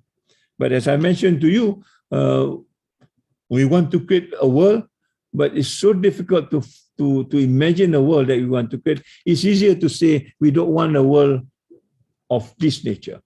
Yeah, we don't want this weird world. This weird world must go now. I've given these examples why we should be so. Yeah, we cannot sustain it anymore. And here is a guy that we need to quote him now. If you go back to everyone was poor, he said. I mean everybody. The industrial revolution kicks in, and a lot of country benefited, no doubt. But he also said this: by no means everyone. And this everyone is in billions now. Yeah, the people who are deprived of technology, the people who are suffering from the industrial technology are in the billions now. Unfortunately, in the global south, much of it is in our ummah. And this goes very contradictory to what we are trying to promote today. No one is left behind, or leave no one behind. This guy has already said, not everybody is on board. It is impossible not to leave everybody behind, especially when these are just taken as a lip service, as a kind of a slogan, and it's not, being implemented the way it should be implemented. That is, I think, the question that is facing me now. Where do we go? All right. So I want to look at this and say, if you don't want this weird thing, what is our alternative? Yeah? Our alternative, I think, is to be wiser. And this word wiser is an acronym of this. You have to think of holistically now, not just part of this as capital and other things that we throw now. It has to be integrated in the way that we have done it during the days of the Andalusia. It has to be sustainable, it has to be ethical, and more importantly, it has to be resilient. What we found out, or at least what I found out during this lockdown, none of our students can cope. Although we say that education must deal with spirituality and emotional sort of challenges, but none of our students can cope. And therefore, mental health is an issue. Depression, anxiety, stress, even suicide is an issue. And we need to now look at resiliency the way it is. And to work that resiliency is to understand how do we actually create a humanized society. And this is where the word humanizing education comes from. And that would mean to me is how do you begin to deconstruct some of this industry that is actually not relevant to us anymore. We have passed the industrial age. We have moved into a different age where some of this industry that pollutes, that do many things that will enhance, that will harm the future generation is still there. How do you move into a curriculum that is non-Anthropocene? Yeah. How do you find a methodology or a pedagogy that is non-Anthropocene? It's a question that we need to ask. How do you build a human-centered or a human-centric society as such? Yeah? And that we hope will diminish some of the things that we are facing today over a period of time, because we are not adding to it anymore like the way we do. And hopefully this will be the target that we are working in this university, inshallah, is trying to make this when we create our futures. We've got our futures book here, and we are doing one, and there's another one that's coming 2077. UNESCO is doing 2050. All this could be realigned and see how we can work in progress as far as the future is concerned. Right? The crisis is clear. Everybody knows what the crisis is all about. Yeah, and it is because students are still not getting into access as far as education is concerned. There is this Sustainable Development Goal 4. They talk about inclusiveness, equity, and education for lifelong learning. Like I say, there is this slogan, leave no one behind. But I don't think they suggest a technological solution, because Bill Gates says there will be people left behind. We need to look for other solutions at the same time, not mere technology, because technology could not promise this issue of not leaving anyone behind. But the reasons for this is many. Yeah, global trends facing our education. I just want to finish off with this. We have got at least 10. Now we add another one, which is the COVID environment. But out of the 10, I think I want to focus on 3 things. One is the wealth gap and social mobility. We have talked to you about this. When we talk about human capital theory, it's about widening the gap. All right? And therefore, that theory must go somehow or other, being replaced, so that this wealth gap that we talked about, the discrimination, the divide, could be sort of brought down or narrowed down to a level best that we can do. Secondly, I want to talk about lesson for life. All this while, university is about lesson for livelihood.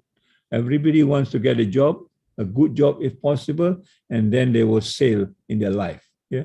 But now you understand, good jobs alone do not ensure a good life. How to live a good life is a lesson that I think we need to revisit, because good life now is defined in a very, very weird way. Yeah, and we can talk about this a little bit more later. And to have good life is to have a teaching of values. And where is the value that is taught in our education system today?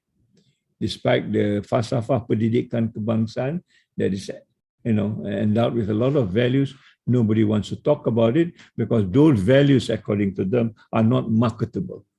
They want to talk only about marketable values. The non-marketable, particularly intangible ones, has no place in the situation that we are put in today. But COVID tells us, without those values, all of us will be dead tomorrow. Yeah? Whether we like it or not, these are the three things that, for me, is a priority now. Alhamdulillah, when we are here in IIUM, we have to talk about this. We have worked also our own academic framework, just to let you know that we are just not talking about it. We have got our own, small, humble initiative that we hope will move forward into the things that we need to move into the future. The rest, I think everybody has talked about it in the context of what you call consumer education, online education, and so on and so forth. But these are the three things, the two things: lesson for life and teaching values are not actually being focused on, and this is what I thought we should be focusing on.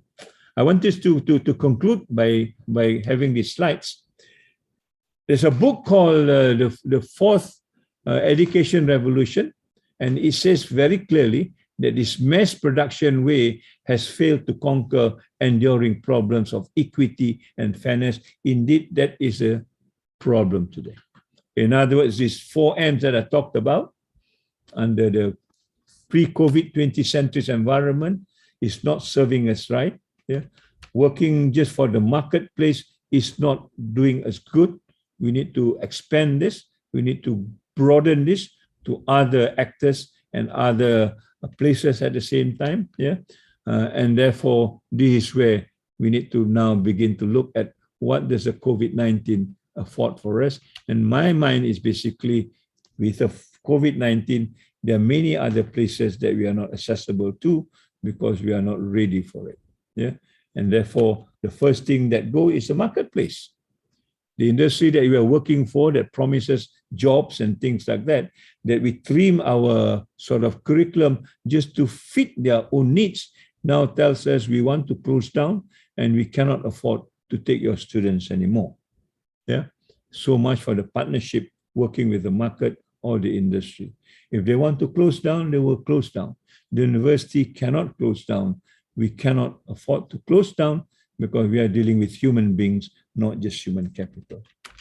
The numbers that we are often given, yeah, as a mark of success do not hold anymore. People do not care about what the KPI is when you are locked down. In the COVID, never people talk about what is your KPI now. Yeah, even exams that deal with numbers could be postponed. Therefore, this KPI is not a reliable indicator for us to move forward. So what do we do? Now, from what I can see, we need to disrupt education itself. We need to disrupt it in a very, very responsible way and bring in new things. What are the new things that I think we should bring in? We need to stop about thinking of just manpower as an individual in the context of the human capital. We need to think about humanity now. COVID tells us unless we think in terms of humanity, beginning with a neighbor next door, we will not be able to survive. Yeah, and yet our education system are not moving in that direction. Yet our system are very isolated, very inward-looking, and very narrow in its discipline. Instead of working on the minds, I think we also need to open the hearts. The heart is another seat of intellect, and therefore we need to train it as well, just as much as we train the mind. Just because during the Renaissance we have removed it out of our own understanding of what development is all about. Doesn't mean it should stay there. It's time to bring it back. What is the heart all about? And finally, in talking about just high tech, we also need to talk about high touch.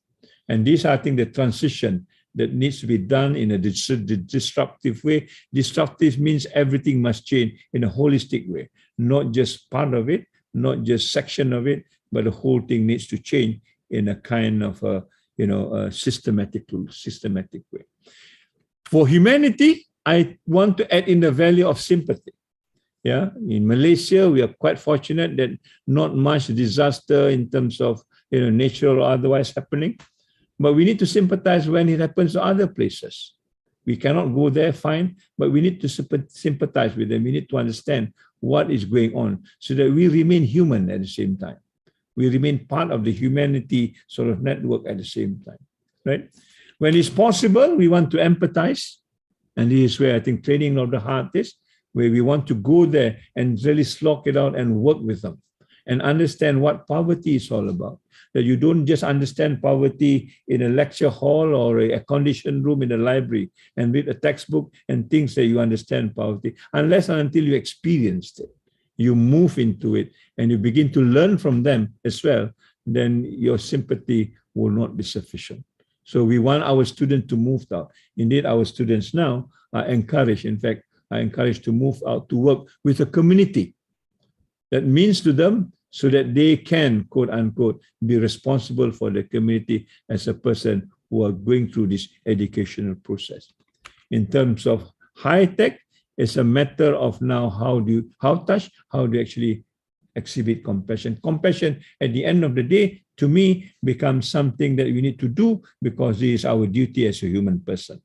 If Allah subhanahu wa ta'ala is described as most compassionate, we as a creature, I think, needs to have that kind of a value at the same time. In other words, we do it out of duty, not expecting any returns, not expecting any name and fame, but it's because we need to do it, and we do it across the board. It be human, Muslim, non-Muslim, human, non-human, the environment around us, all this, I think, deserves a kind of a compassion from us. In other words, where we're talking about the values that I talked to you about, where do you put in the values with an S rather than the values that the market are trying to sell out to us? Yeah, what sort of level of access do we give to people who want education? And that is where I think the idea of humanizing education is out, to make a better human being before they become a better engineer or a doctor or a politician for that matter. Yeah. So how can we make them a better human being so that they can become a better professional and do better job and convey better results and give better impact as we move along? I think that is the fine line as far as this is concerned. Yeah. So transformation needs to happen. Wealth needs to be rooted in where it comes from, not the way it is used today, very flamboyantly, and nobody benefited from it, but a few.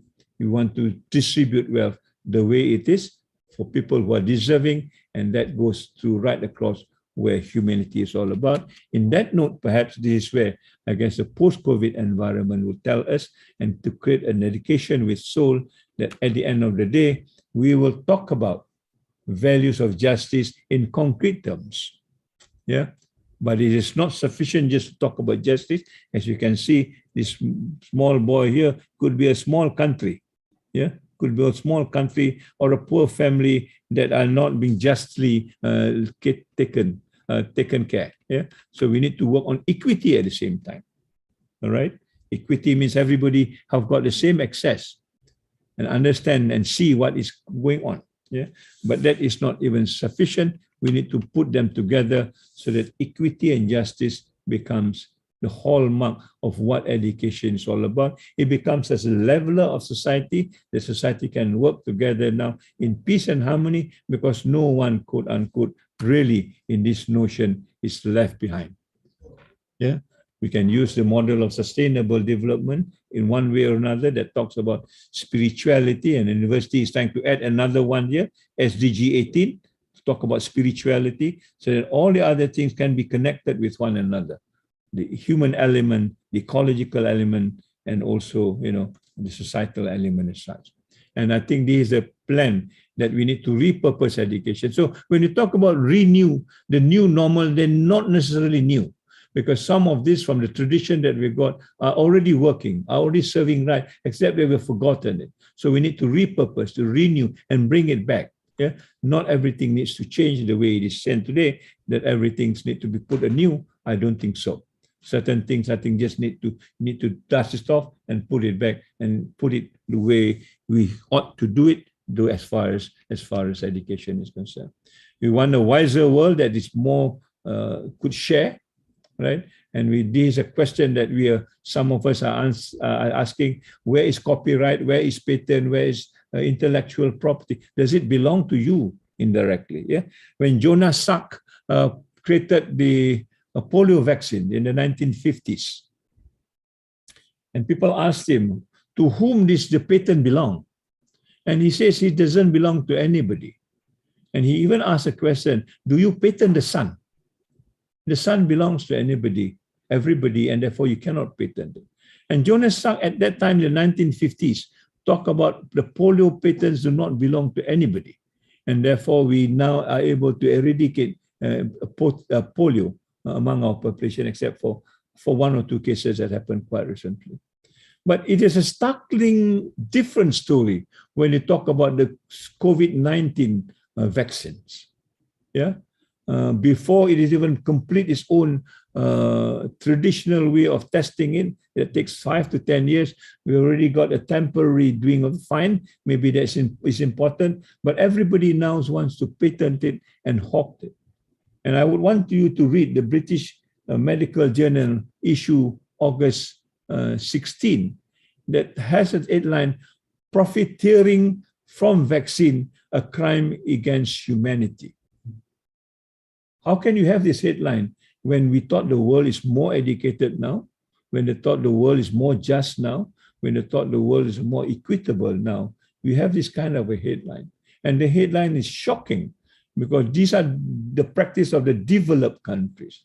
85% of their population has been vaccinated. Less than 10% of the developing countries yet to be vaccinated. But yet that report says some of these countries are destroying the excess vaccine because they don't want it to be exported, because it will lower down the what you call the profit margin of that vaccine to the country that's going to buy it. I mean, this is beyond me. And I talk about weird, I thought it was just an acronym. It is weird to its core. And I think we can't wait anymore to make this change so that we can really have a world that is wiser and sharing it at the same time. All right? So that everyone counts, and everyone counts in the real sense of the word. Okay? So I think I will stop there. I will stop there, Aziz. Maybe there's 15 minutes for anyone who have any question to ask. There's a few more slides, but we can dispense with that. I think I've said enough. I don't know whether it makes sense, but certainly I've got my chest cleared and my heart cleared, sharing with you some of the thoughts that I have for the number of years now. So thank you very much for your attention. My apologies if I sound a little bit weird myself. Wabillahi taufiq wa hidayah. Assalamualaikum warahmatullahi ta'ala wabarakatuh. Thank you very much.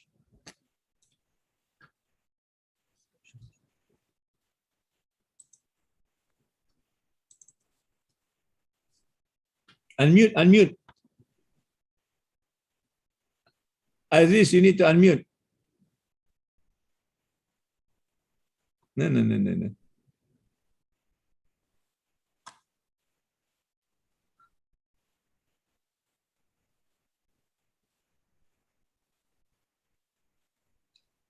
Assalamu alaikum once again.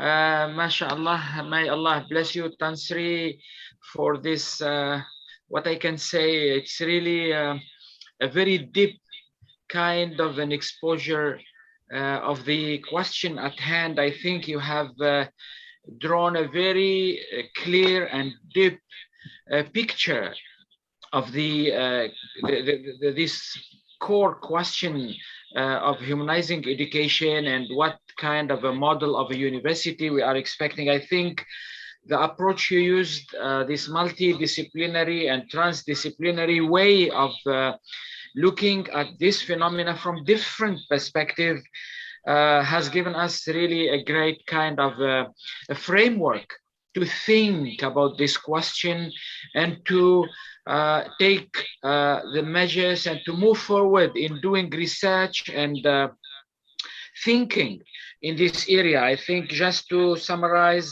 the gist of all what you are telling us today, I think all of us need to take time and to digest the ideas and see how these ideas can be, how they can be translated. I think you are talking about moving from human capital, about the material perspective, about the economics perspective, talking about another new, different wealth of the world, which is the social capital. You are talking about the human, the insan, means building universities in a different kind of platform, philosophy, vision, and so on and so forth. I think it's really great when you mention we need transformative minds to transform. I think that's the bottom line. Can we raise ourselves, our thoughts, our ideas, our actions to that level of transformative? At this level, I think this is really great answer, and that's what we really expected from you when we called you to be the first to speak in this Istac world professorial lecture, because we want this knowledge and these ideas to reach out there. So I would like to mention here there are many questions from YouTube and also in the Zoom here. And I think I wanted just to read from the YouTube. I just saw the message from Hamid Najat. I think you know him. Yes, Hamid from Canada. He says, he says, thank you, Tansri. I am following your lecture online and live from Montreal. Yes. As usual, your points are so inspiring. Many thanks and hope to see you soon again, Hamid Najat, Montreal, Canada. In fact, we have many people participating from Western countries, from Indonesia, from the region here. And I think, let me start with one question here. I would like to give the chance to Professor Dawood Al-Hidabi is the first one to put the question in our chat, and he wanted to speak to Tansri directly. Please, Prof. Dawood, you may speak, inshallah. Go ahead. Jazakallah khair. Thanks, Prof. Tansri, for your speech. I believe what you are saying is a different paradigm from what we are in the Muslim world, including IIUM, I think. I would like just to ask to what extent our university, IIUM, have this culture and practice this culture, and how many years we need to move on to this paradigm.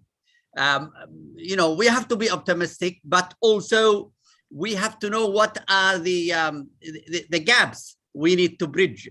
So how do you see the future? I mean, I'm talking about the near future of IIUM to bridge the gap.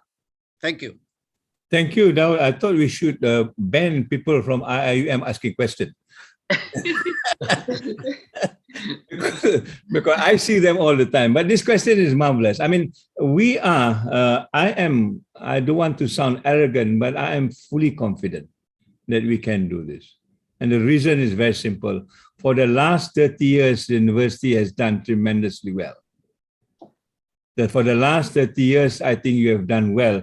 We need now to probably just, dust certain things, put certain things back. And this is why we created this. We created this to you cannot see it, huh? Okay. We created this so that we are telling you we are serious, that we want to move. That is not a perfect document, tear it up and make it perfect. But we need to go on something that we have already touched to discuss. We cannot just be discussing in thin air. Yeah, we have got this document for you to look at it. You don't like it, rewrite it, resubmit it. That's the only way we can improve it. We move better all the time. We come closer to our target. But we need to work. We cannot just be speaking and we cannot just be telling stories without evidences. I'm a science person somehow that I think we need to have evidences. If I do this, it doesn't work. If I do this, it works. And then we can take that on board. You are doing this well. I think you are now heading IMU, and I have a whole lot of things that IMU can do. How do we unite our community first? In IIUM, is there a difference between foreign Muslim and local Muslims? I begin to discover there is. If we can't even unite within our own community, then it's much harder to unite people outside, because they will say, what have you been doing? My experience internationally, when we talk about what we do, they say, what have you been doing locally? I'm a pharmacist. I sell medicine. Huh? If I want to sell this to Prof. Aziz, Aziz said, well, have you used this?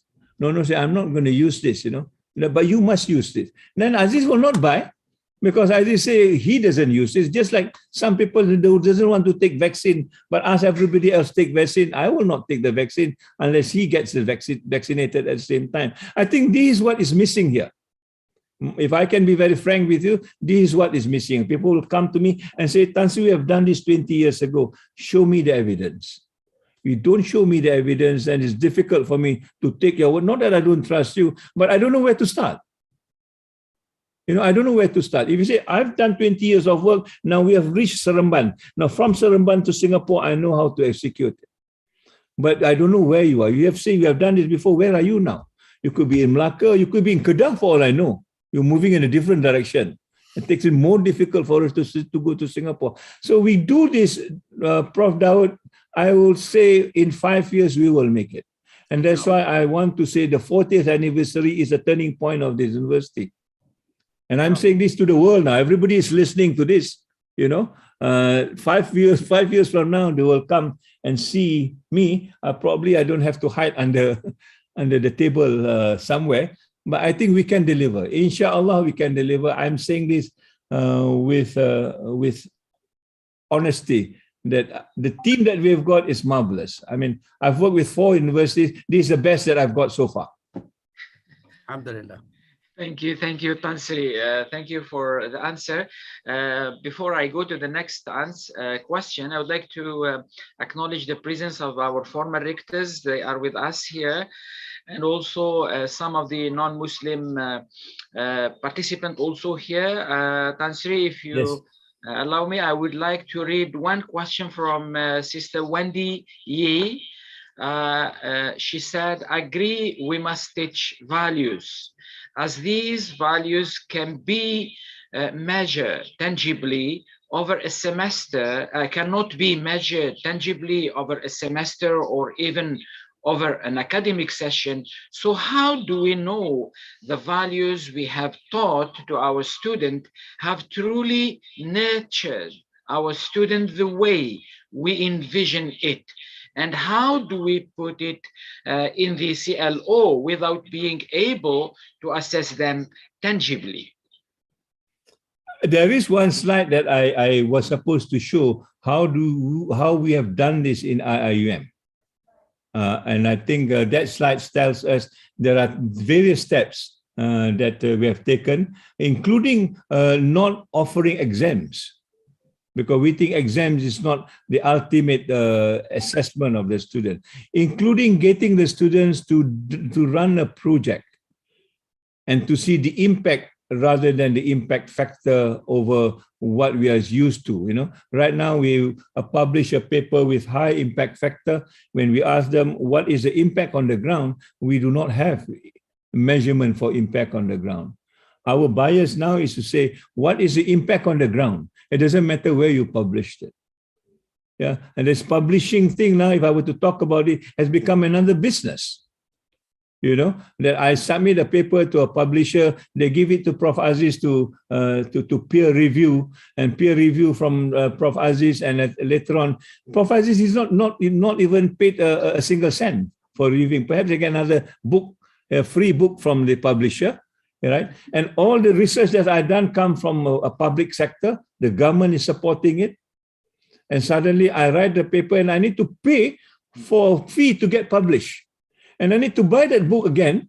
And all these are a corruption of this publication sort of industry that we have been living with, and we subscribe this because it gives us a kind of value. You know, I've published in impact factor 10, or therefore I'm a good researcher. But we now look at researchers who are good, who can translate things into something meaningful.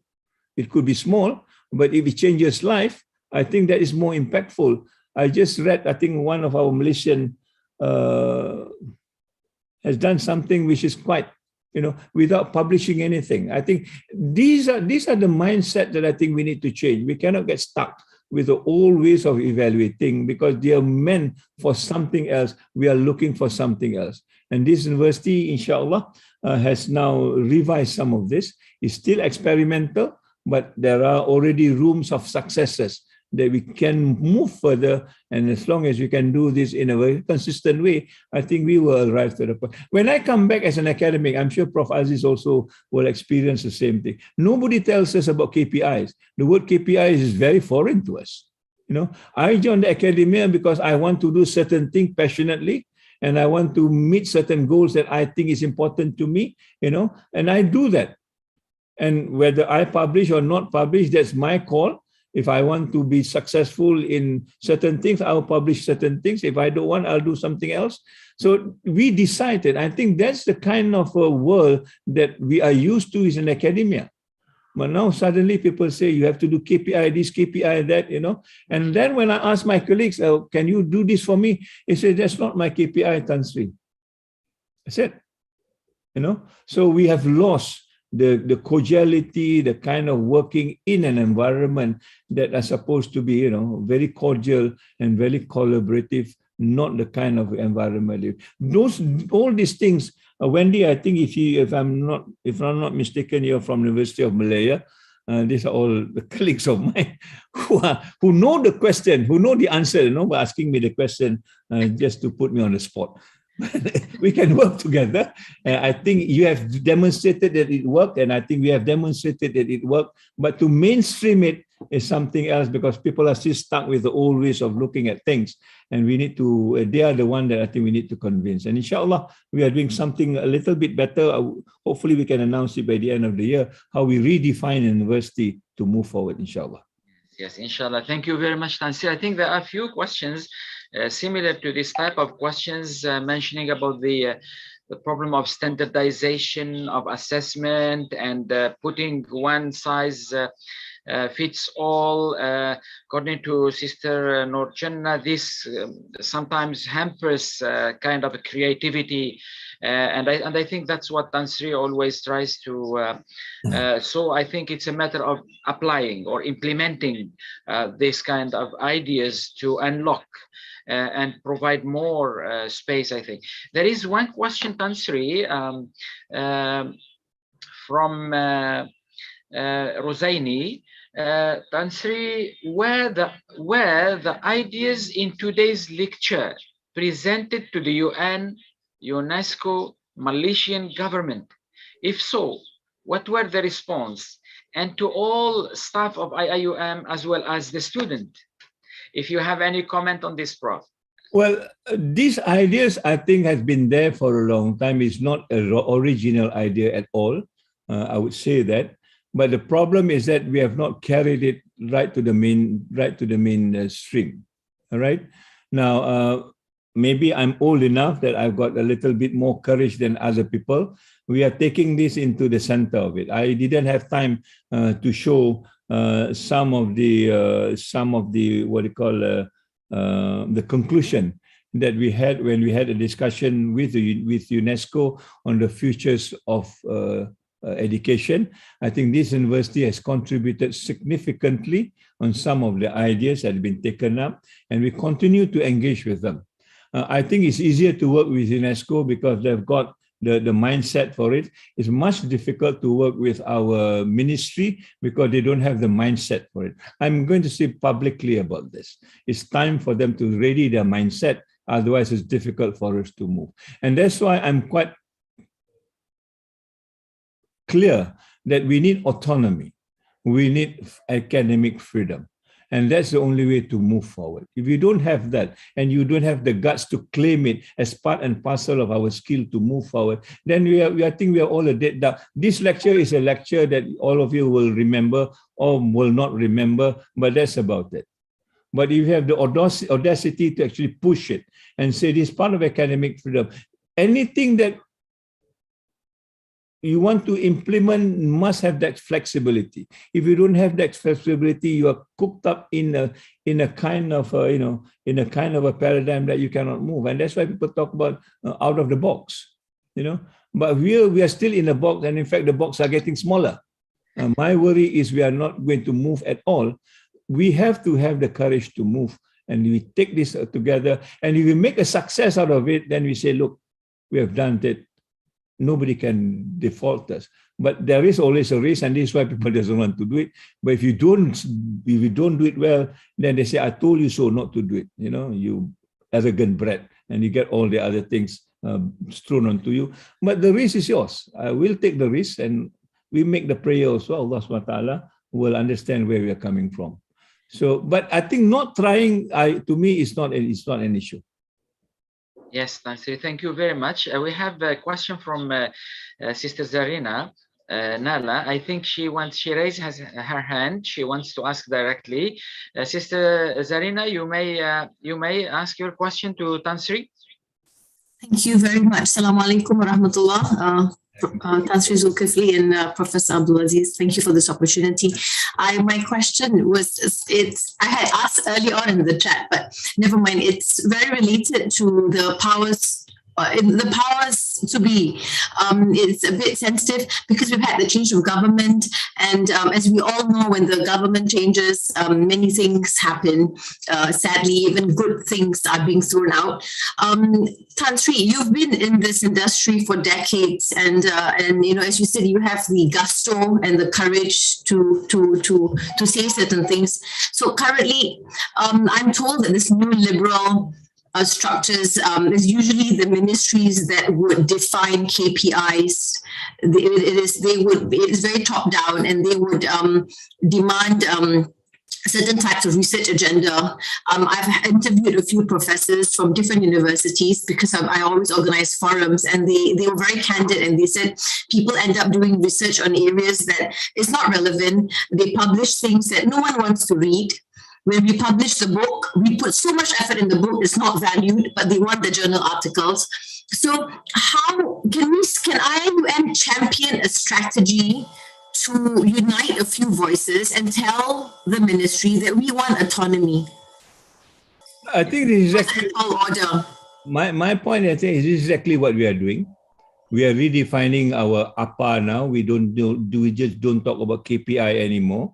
There's also KIP that we want to talk about. Yeah, we are now working with 4 other universities and trying to redefine the university.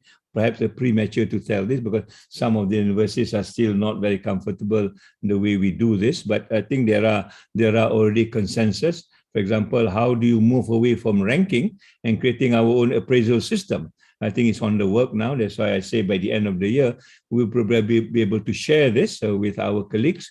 And in fact, with our Islamic university, this is also the worry of ours. When you look at this ranking, there's no Islamic university in those ranking, not because they are not good, because the ranking is just not relevant to them. Their world and our world is different. So we keep on being badgered because we are not there. Right? We need to create something that is relevant to us, and inshallah, I think we are trying to do that. So that all these things that you're mentioning, Zarina, is about us taking responsibility for ourselves. I think that's about the only thing I can talk about. I cannot take responsibility about even my own alma mater, USM, because they are run by different people. But here we can take responsibility, but I only wish when we take this responsibility, we take this responsibility together. In other words, we work across together. If there are differences, we can iron it out so that we can present a very cohesive whole at the end of the day of how to move forward. But it is not easy also because there are certain people who believe in certain things in different way, but we need to give them space and talk about it. This is where academic freedom is all about. We agree to disagree, fine. If you can do your own way and demonstrate the same thing, we will tolerate that. But don't stop us from doing what we think is also right.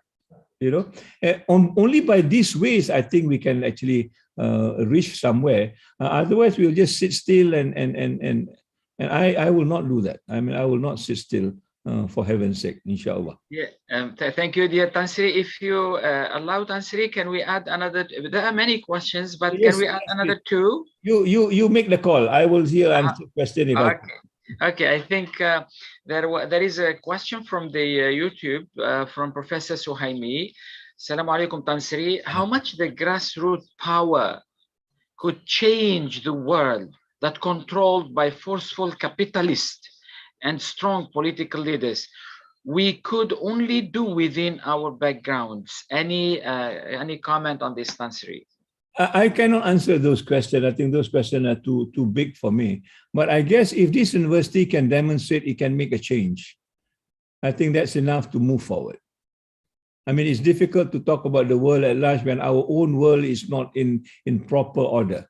I mean, when I talk about the falsafah pendidikan kebangsaan, I'm very explicit and say, do it ourselves, work with our family, work with the community, work with our nation, and then move globally. You cannot just jump from one and then go to the world. People will say, no, no people will accept, particularly as an Asian. I mean, when I become the president of International Association University, is after spending with them 8 years.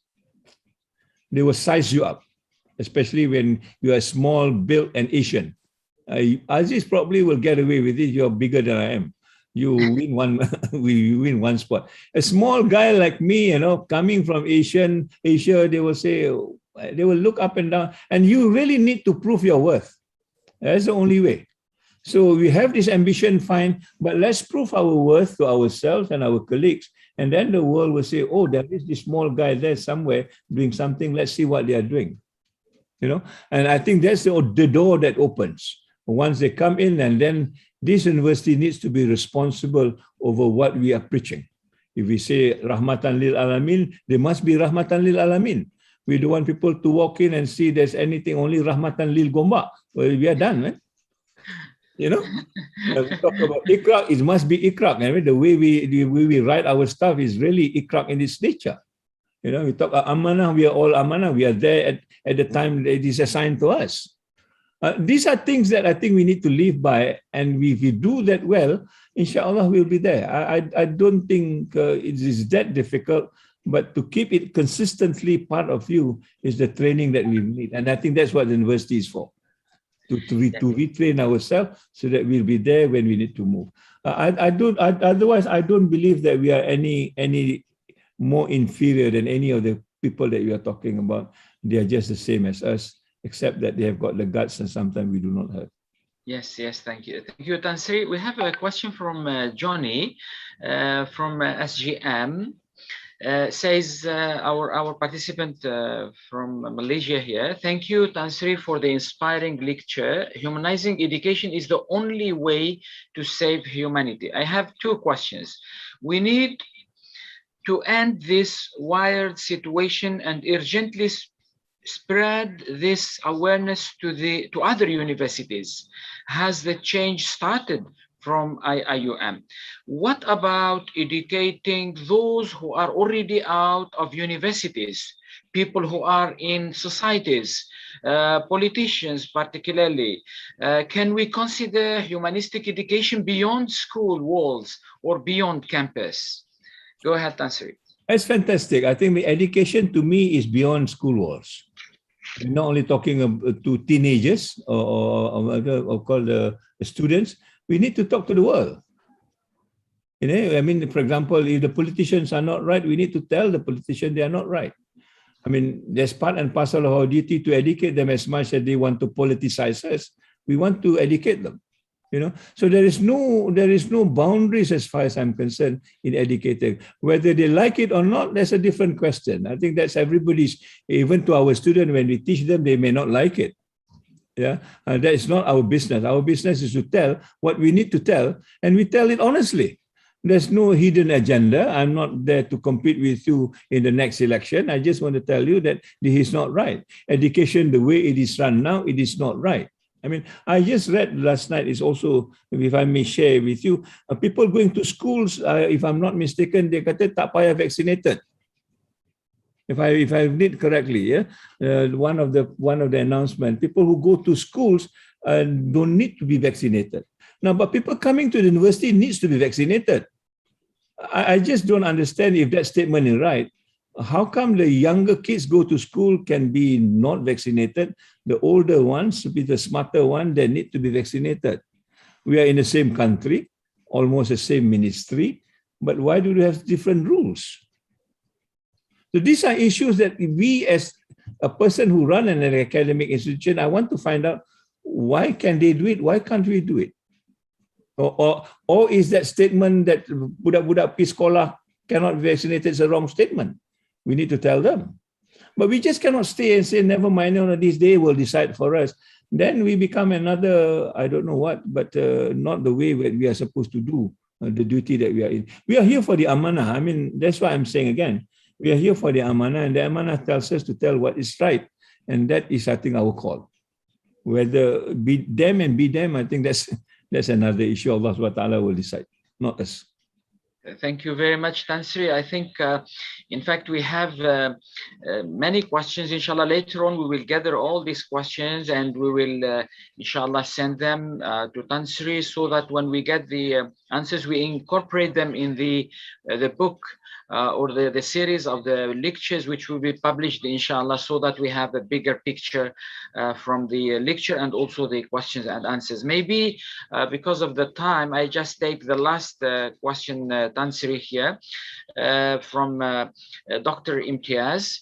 After thanking Tan Sri for this presentation. Assalamu alaikum. Very interesting and great presentation. But the problem with Islamic theology in the modern age is that it has always been not to catch up and critique the modern positivist philosophy of education, how to bridge the internal Muslim theological divisions on the philosophies of education at the ummatic level. Maybe Tan Sri, you may give your wisdom on this. Imtiaz, that's a difficult question for me. I don't have this theological thing to understand deeply, but I do understand that there must be a common platform that we Muslim can agree on. I mean, otherwise our future is going to be very bleak because we are talking to the non-Muslims at the same time. If we can't bridge gaps among us, then I cannot see how we can bridge gaps among non-Muslims. And we are not talking about, we are talking about the non-Muslims who are the people like Johnny, people like Wendy, and these people who can open up and talk to us. But people who doesn't like Islam altogether, how do you bridge this gap? So I think the demonstration is basically that we can live together as a group that subscribe to at least certain philosophy, theology, or otherwise, so that we can present to the world that this is actually a unifying religion. It's not a religion that is divisive. I think we are so busy in defining how different we are. You know, I think we should come to terms at how same we are in the context of being human. And that's why my first suggestion that humanity becomes important. That's probably the basic line that everybody can agree on, that we are all human beings. We are born differently. We have the different circumstances. But those are the things that we need to manage because we are the same. Thank you very much, Professor. Yeah, this is where the word sejahtera to me becomes important. Just like the word Ubuntu becomes important because it is innately within us. It is something that is imported from outside, you know. Tolerance, tolerancy, all these are imported from, kongsi is imported from outside. We don't have a sense of it, but something that grows innately with us, I think we can just connect with one another. I don't know whether that sounds reasonable, Imtiaz. Very reasonable. Thank you very much. Enlightening answer. Thank you very much, Tan Sri, for everything. I think the lecture was a very great start for us to move forward in this agenda of humanizing education.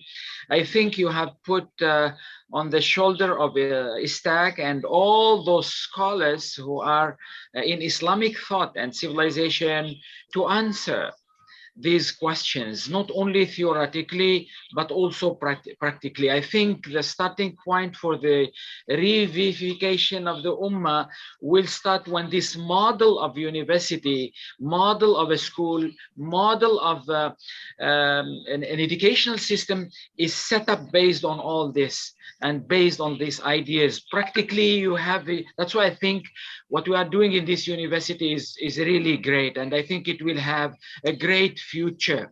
That's why, as Tansri always says, each and everyone should give this amana to himself to contribute and get this model done, even with the small thing that we can contribute through our research or community engagement or whatever thing we do. I think the model need to be there. We need a community where we see all these ideas, all these views are lived, a living community, so that our university become leading. I like the idea of Tansiri before. He was saying that in the last 2 years leading the way, but now we are leading the world. So to lead the world, we need this model of education, this model of a university, model of ranking, model of rating, model, all this to be based on this philosophy of social capital, of human capital, of insan.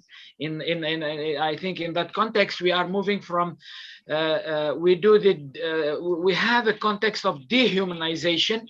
Now we need to do humanization, and I think if I take the word of Insansijatra, I think we need insanization. We need the human to be in the core of everything that we do, so that this idea of capitalism, economy, become not to be erased, but to be put in the right order in a system of managing societies and managing people. So I think we are really very appreciative. This is a very great boost and support to Istac World Professorial lecture. And as you see in the background before, we have already in cycle 1, 10 great scholars coming in after Tansri. Some of them are from Malaysia and some of them are from overseas. Our plan is to have non-Muslim scholars, experts, also to share their views, so that we create that platform of engagement, and we see how, for that matter, Islam and Islamic thought can provide really real solutions. What do you see in the screen here is just a token of appreciation to our great Rector for this lecture. This is a certificate of appreciation. We really appreciate that, and I hope in our university and elsewhere, every one of us will promote this model of education, because I think that's the future of humanity. Otherwise, we will continue sinking with the positivistic, materialistic, and humanistic, and all this type of approaches, which I think are not giving an answer to all of us as humanity. Maybe they are answering their questions, not ours. So thank you, Tansri, once again. I would like to thank the participant from overseas, the local participant here. In the YouTube, we had more than 100 people, and here we got 100 people, and our expectation to have 200 in this great lecture, inshallah. I pray that every one of you will be safe and stay safe. But before we end our IWPL, the first lecture, I would like to call our Ustaz, Dr. Nick, from the Kuliya of Education, to give us some dua, so that we bless this gathering and we seek the support from Allah subhanahu wa ta'ala. Dr. Nick, please go ahead for the dua. Assalamualaikum warahmatullahi wabarakatuh. Bismillahirrahmanirrahim. Alhamdulillahi rabbil alamin. Wassalatu wassalamu ala ashrafil anbiya'i wal mursalin. Sayyidina wa maulana Muhammadin wa ala alihi wa sahbihi ajma'in. Allahumma la ilma lana illa ma 'allamtana innaka antal alimul hakim. Allahumma inna nas'aluka ilman nafi'a wa rizqan tayyiba wa amalan mutaqabbala. Oh Allah, we ask you for knowledge that is beneficial, a good provision, and deed that will be accepted. اللهم علمنا ما ينفعنا وانفعنا بما علمتنا وزدنا علما. Oh Allah, make useful for us what you taught us and teach us knowledge that will be useful to us. Increase us in knowledge. Allahumma inna na'udhu bika ilmin la yanfa' wa min qalbin la yakhsha' wa min nafsin la tashba' wa min da'watin la yustajabu laha. Oh Allah, we are seeking refuge in you from a knowledge that is not beneficial. We are seeking refuge from a heart does not tremble, from a soul that is not satisfied, from a dua that is not answered. We ask you to open our heart to make easy our task.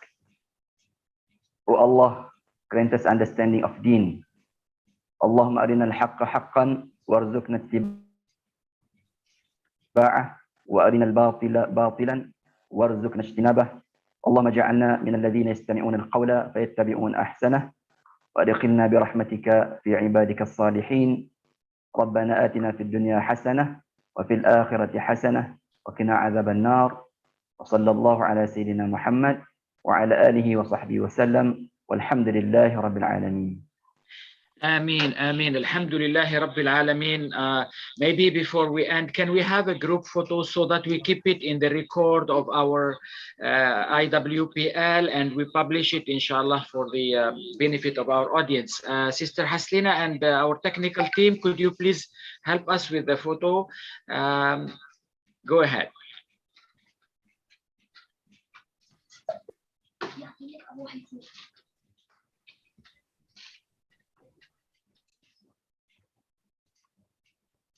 Right, smile.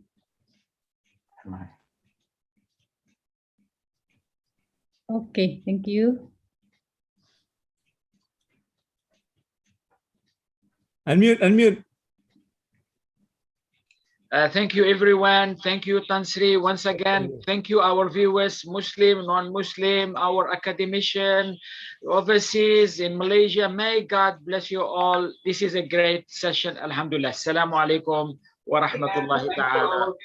Waalaikumsalam. Waalaikumsalam warahmatullahi wabarakatuh. Thank you, Prof.